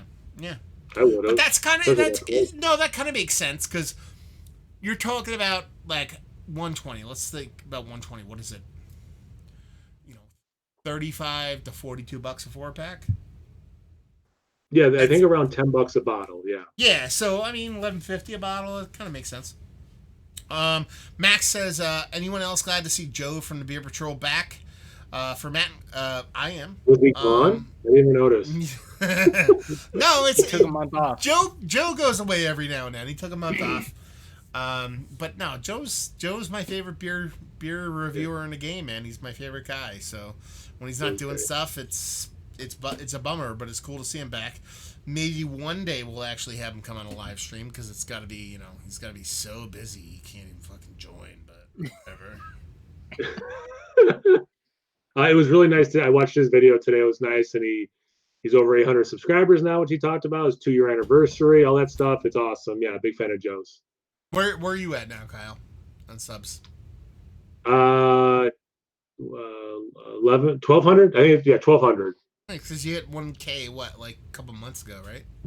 Yeah. I had a huge uptick between like November and Christmas. I think I had been doing a lot of the Bourbon counties, and Joe from Jow's Arcade was talking about me a lot in his videos because he was doing the no hype, no buy November thing.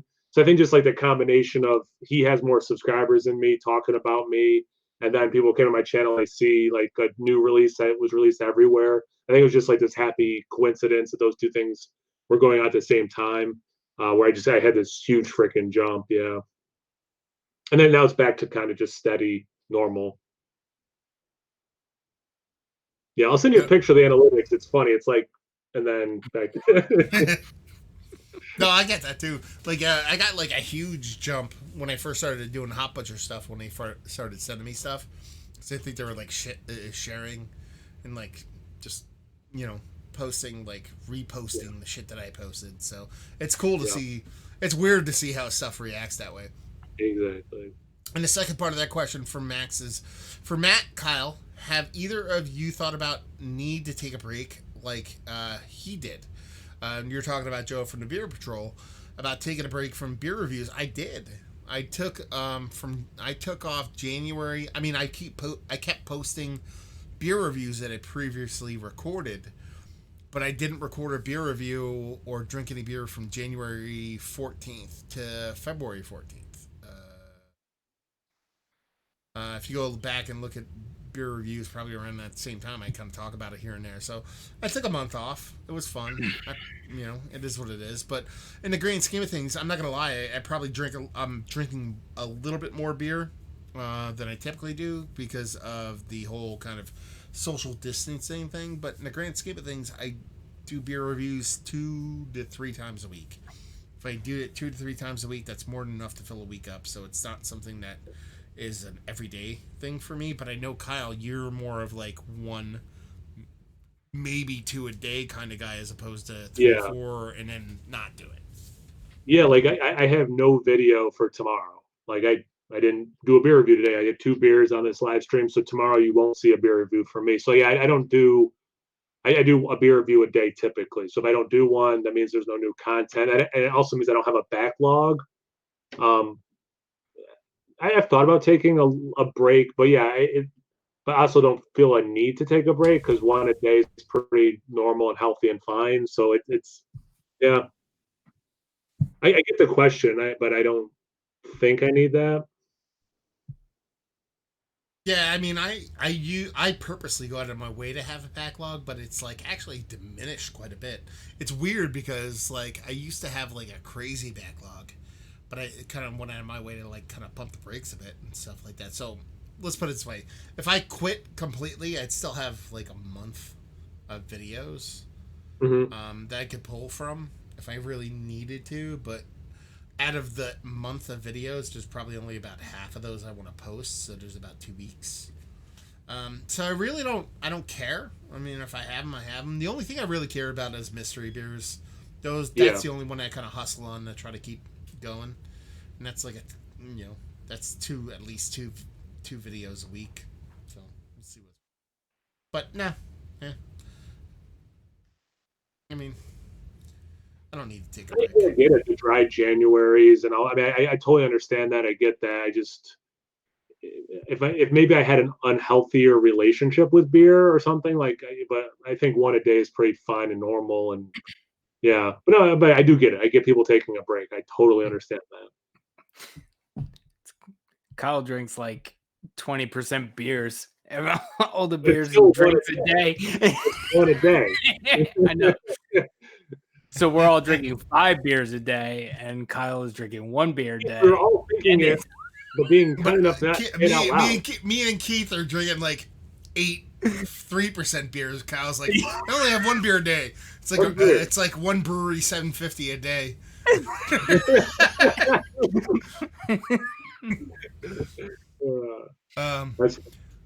Let's see, what else do we have here? Carlos Pena saying drafting table Metro Detroit coffee with a blonde. No idea what that means. Bill Buck in the chat. Usually here at the Get, man. He's usually drinking Hill Farmstead or some shit. Let's see. Ross Stewart says, I think I found no hype from the BCBS, just searching on YouTube. Doug Hessels. Yeah. Doug Hesselson says, Matt, Keith, and Kyle, what is your favorite craft beer and music pairing? I don't really pair music and beer, man. I pair like what I want with beer. Like sometimes I just listen to music and I go in like a deep dive in YouTube, or I play video games or whatever. There's no like, oh, I'm gonna drink a BCBS and listen to Coltrane. That shit don't happen. You know what I mean? Like, I mean, you know. I'm looking over here because I keep bottles and cans of like music artists who partner up with breweries.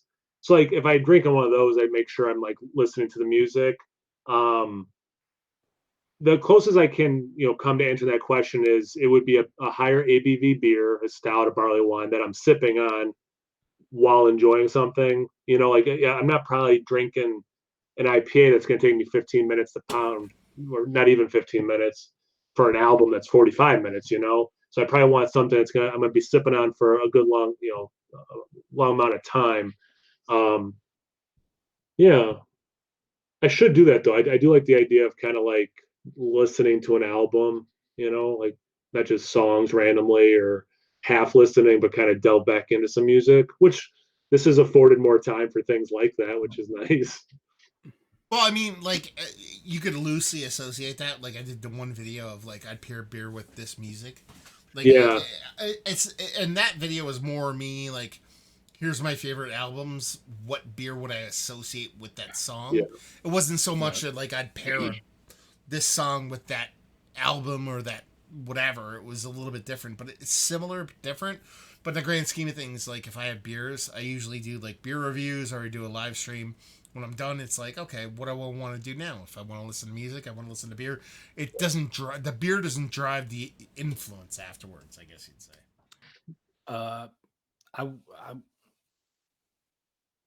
I would say I just jam out harder when I listen to music when I'm drinking, especially when I'm by myself. Which why they call him the best color man in the business. I run around the house and stuff. Yeah. Ross follows up and he actually asked me why I took a month off when I did the whole my month off thing. Just to do it, man. My wife wanted to do a healthy month, not just for me. I'm a fat dude. I could definitely use a healthy month. But she just wanted to do one, and my birthday is January 13th. Valentine's Day is February 14th, so we decided from my birthday to Valentine's Day, we just be not pieces of shit and not eat cheese every day in copious amounts. So it is what it is. I drank near beer and played video games and didn't eat cheese. I mean, I'm not Mother Teresa in that shit. You know what I mean? I'm like still. So, I was just trying to not to be. It was actually fun because it was more like just trying to be not shitty and just know that I could be not shitty. I don't know. It is what it is. And let's see. Sure. Mike McCann actually says, do you guys ever hit JABF or have an intention to? I definitely will go to JABF. Actually, not last year, but the year before.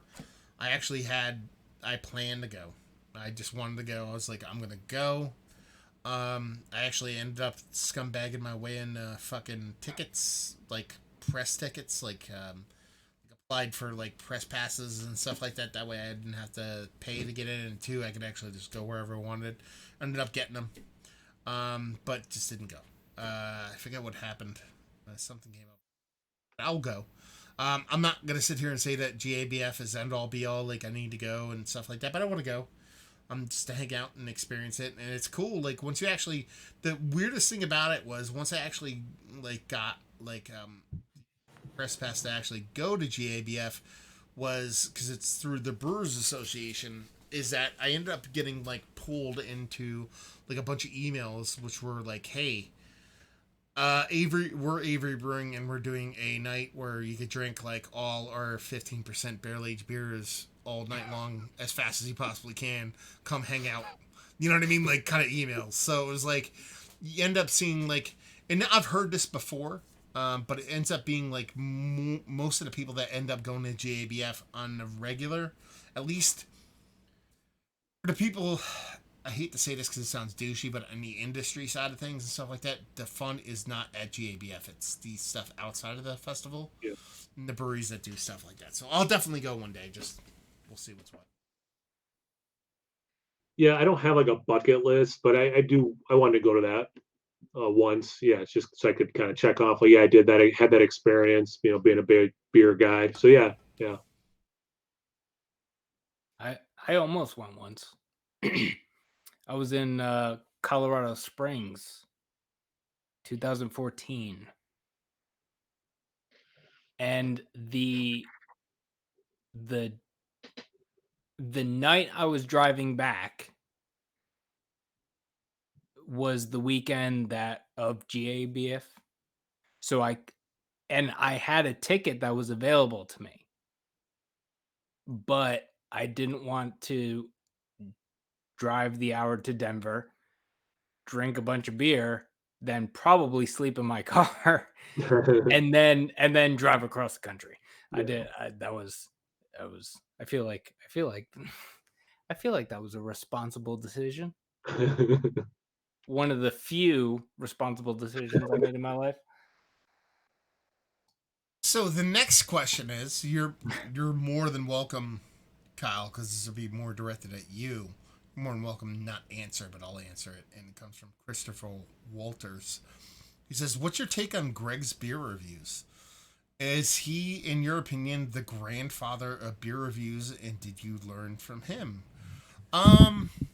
Well, I mean, is is he, in my opinion, the grandfather of beer reviews? No. A couple of people that would kind of fall into that category before Greg did. Um, and a lot of different people, whether it be Stelzy or Ryan Rashawn or a couple different people, even Peter from Master Hoppets, I would even put before that. But and did I learn from really not much, if anything. I'm not a big fan of Greg. Not of him as a person, but his beer reviews. They really don't do much for me. I do appreciate that. The one thing he does that I do appreciate is that sometimes he'll do a beer review and step away from it and come back later on and actually talk about like how the beer has changed, whether it be minutes or hour later or something like that. But I don't really see. There's really not much there to me as far as style or substance either end of the spectrum.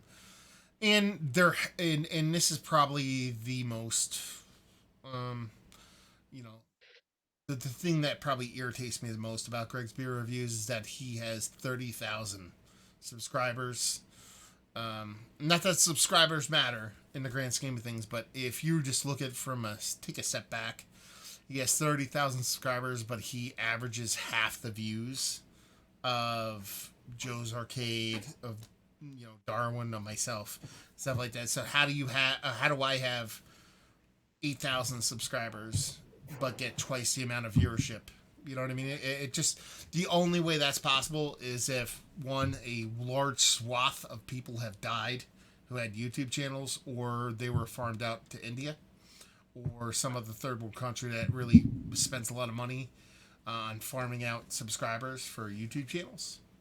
So that's the thing. There's definitely a area of disingenuousness to it, because there's no way that's possible. You can't have 30,000 subscribers and average 120 watching your videos. You know what I mean? That's fucking, that's weird. You know what I mean? So that's where I stand on that one. Kyle, I didn't really know he existed, and I think it was in a group of us where like people were talking about other beer tubers. Yeah, I don't. He doesn't do it for me. overly long-winded. I probably watched 2 reviews. This is based on 2 reviews. The shtick, I think, talk about like cheese pairings at the beginning for a while. I don't know. It wasn't my speed. But same thing that Matt said. Like, it just wasn't for me. He might be a really nice guy. Like, that's not what this is. It's just it's not for me. Like I can understand. I'll say something else that might be controversial. I don't like The Godfather. Like, I don't. That's not a thing that speaks to me. It doesn't mean that it's not a good movie or something. It's just that's not for me. He's how he does things is not for me, and how I like things. I remember, just to pick on someone else, not pick on, but mention someone else, like DJ's channel. Yeah. I just, that's not for me. And again, a lot of people like him, and I'm like, I watched one, I was like, oh, this isn't for me, and that's fine. Like, and obviously there's people who look at my channel like, oh, this isn't for me, and that's fine and normal. Like, it's not a judgment thing. It's just, yeah, Greg's not for me. That's fine. Kyle's just such a bad person. That's all. Yeah. But it is what it is. Do you know what I mean? It's like, it's, like, we. Anyway, let's see what's what. What's next?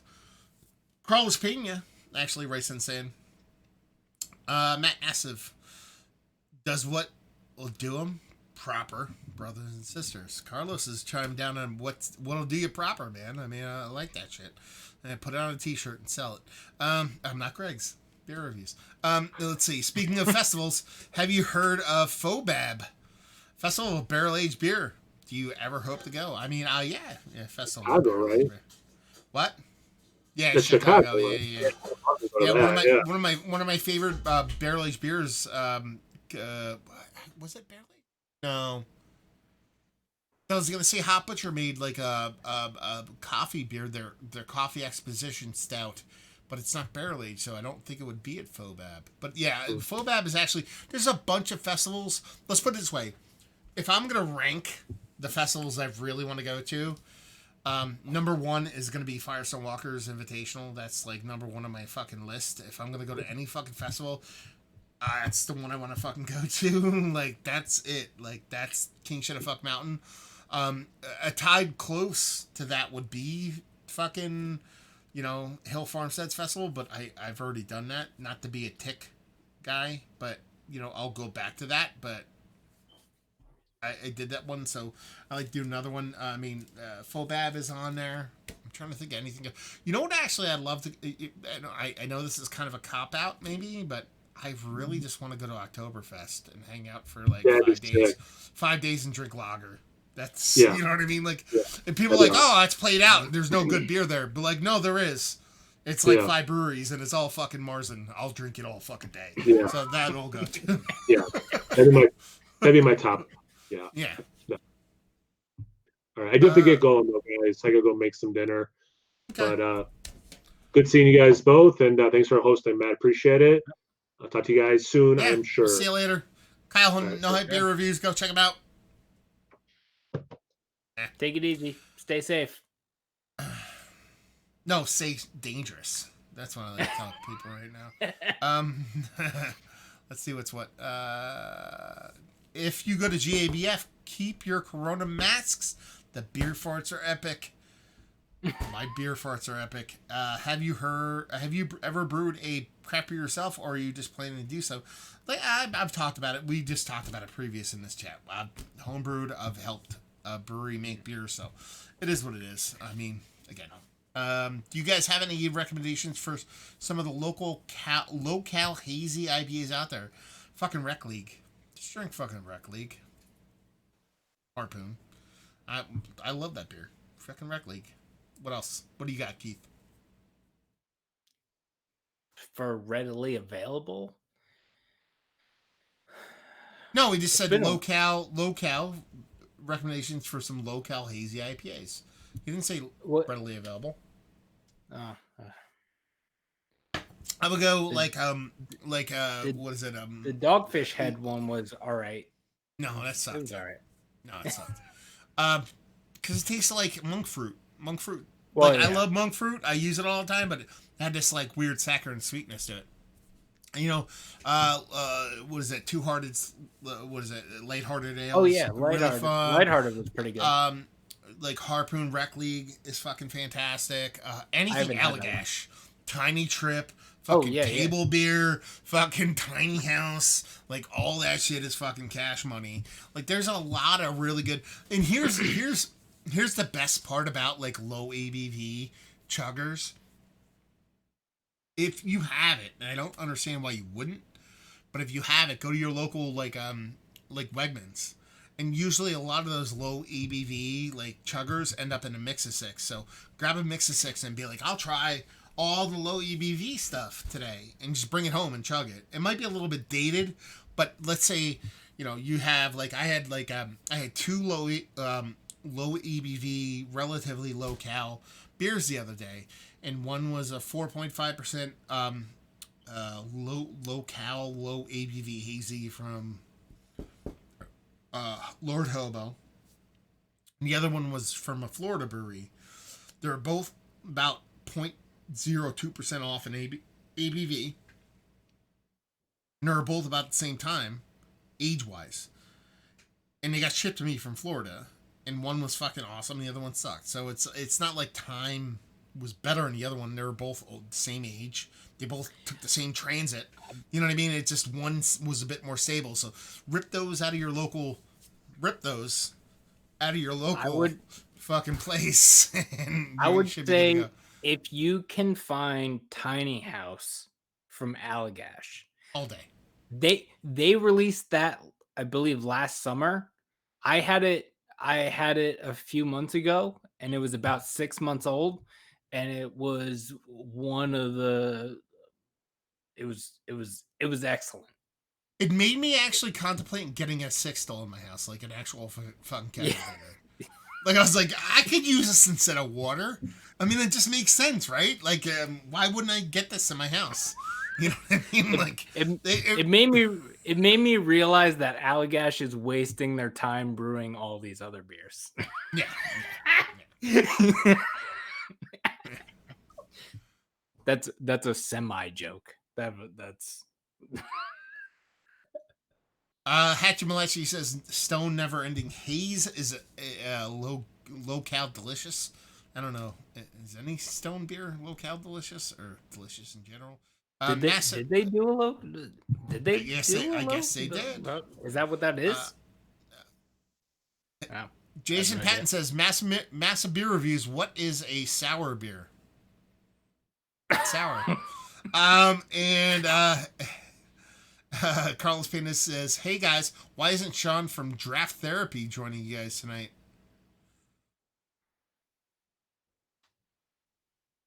I think he's ripping on us. I don't know who Sean from Draft Therapy is. I'm sorry. And Doug says, "Off the bed, cheers." What's up, Doug? And sour ales rock, dudes, says Carlos Pena. Says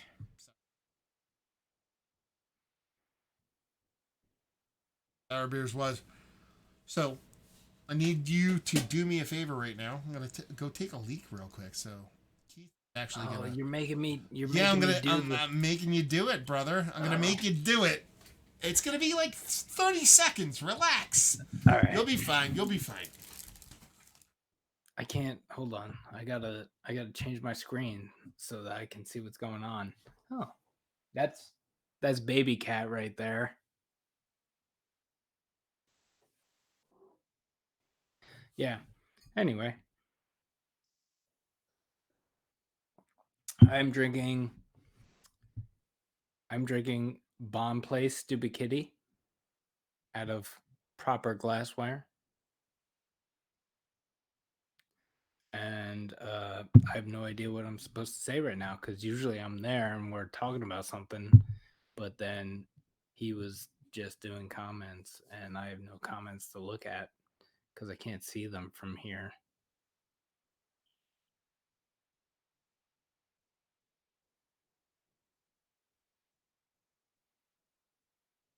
And I don't know.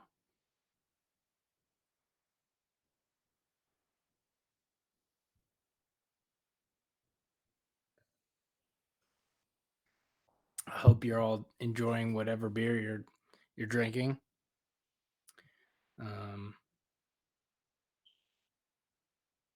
I was not prepared for this. I was not prepared.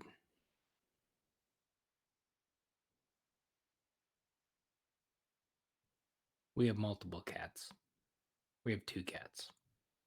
One will just lay there, and then the other cat is something that I have to keep my eye on. So that is why I keep averting my attention. I don't buy it. I hope you're. I don't buy it for 1 second. What? I don't know. I didn't say I'm just anything. trying to make fun. I'm just trying to make fun. Make funny. I'm trying to be funny. I'm trying to say a joke. It didn't land. It isn't. Ugh. I also haven't used this program thing, this interface before, so it's weird. I'm trying Is to it better figure or out worse? how to I feel like the other one was more straightforward, but I feel like this one might be a little bit better as far as like just like general, because the other one was a little bit more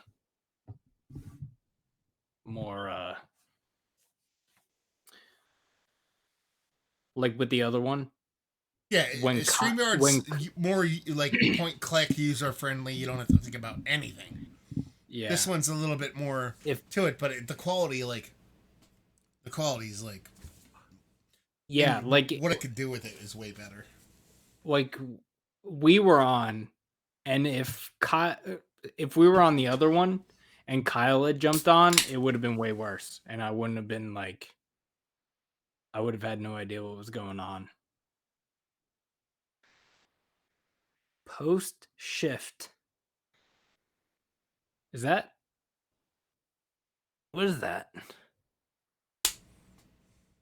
Oh, Jack Zappy. Oh, nice. Oh, Post shift Pilsner. Pilsner. A little bit of 4.7% Pilsner chuggers. Yeah.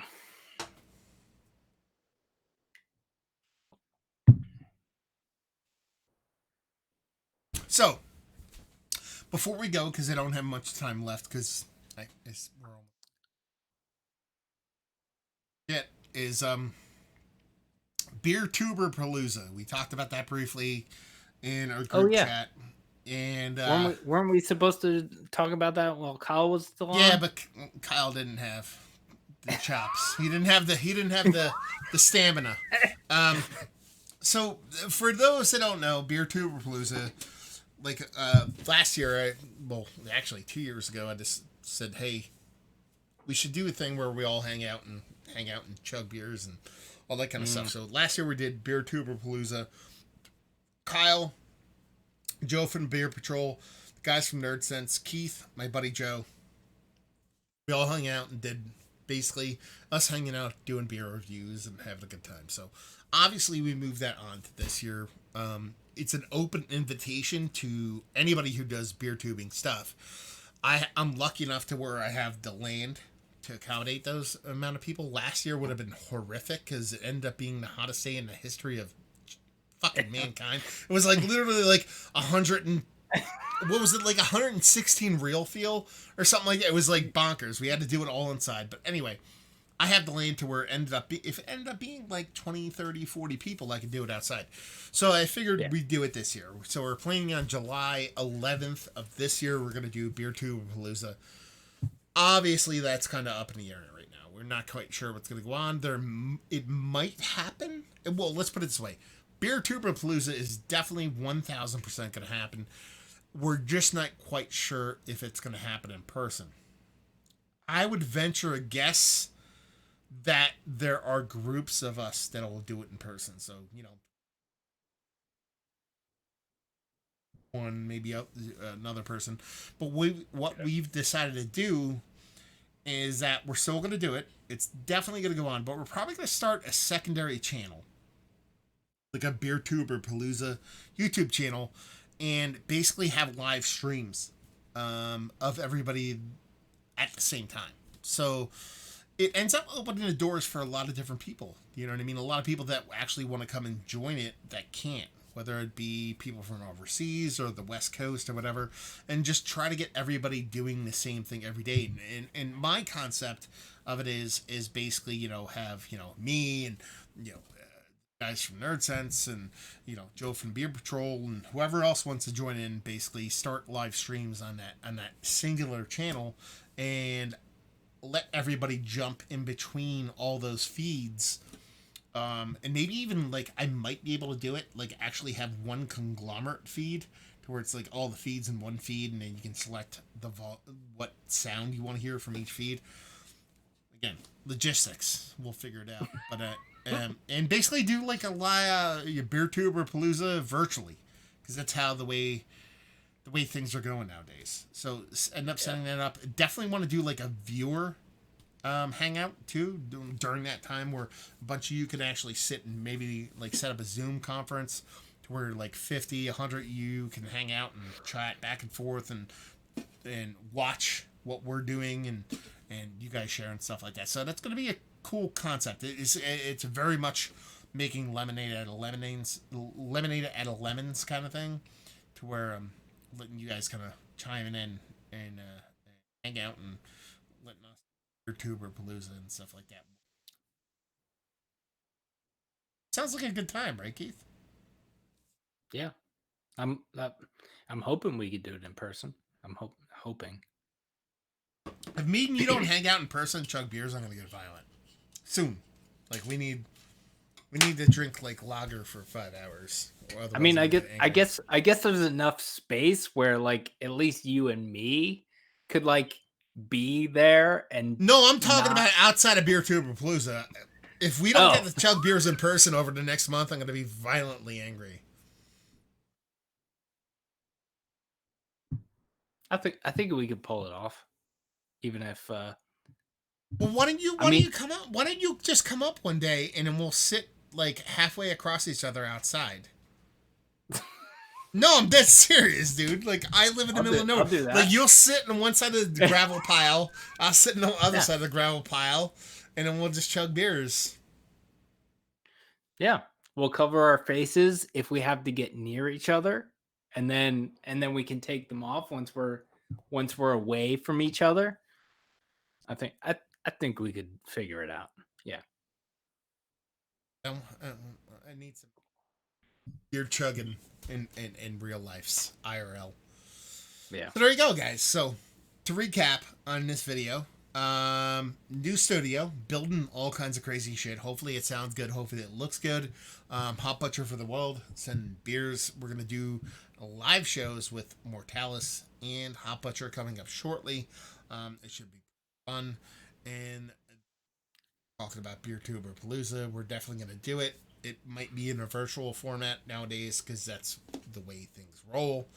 But we'll end up making it work. We'll have fun. Go from there. What else you got, Keith? I think I'm going to cut this off, end the stream, and then we'll... I think we talked about everything that I had on my mind. I believe. How about it? So let's jump in the comments real quick, and then we'll take off. Let's see. We have Brodford J says, have you guys tried Allagash Cross Path? I've actually never heard of it, but I want it. Why? Because it's called Allagash.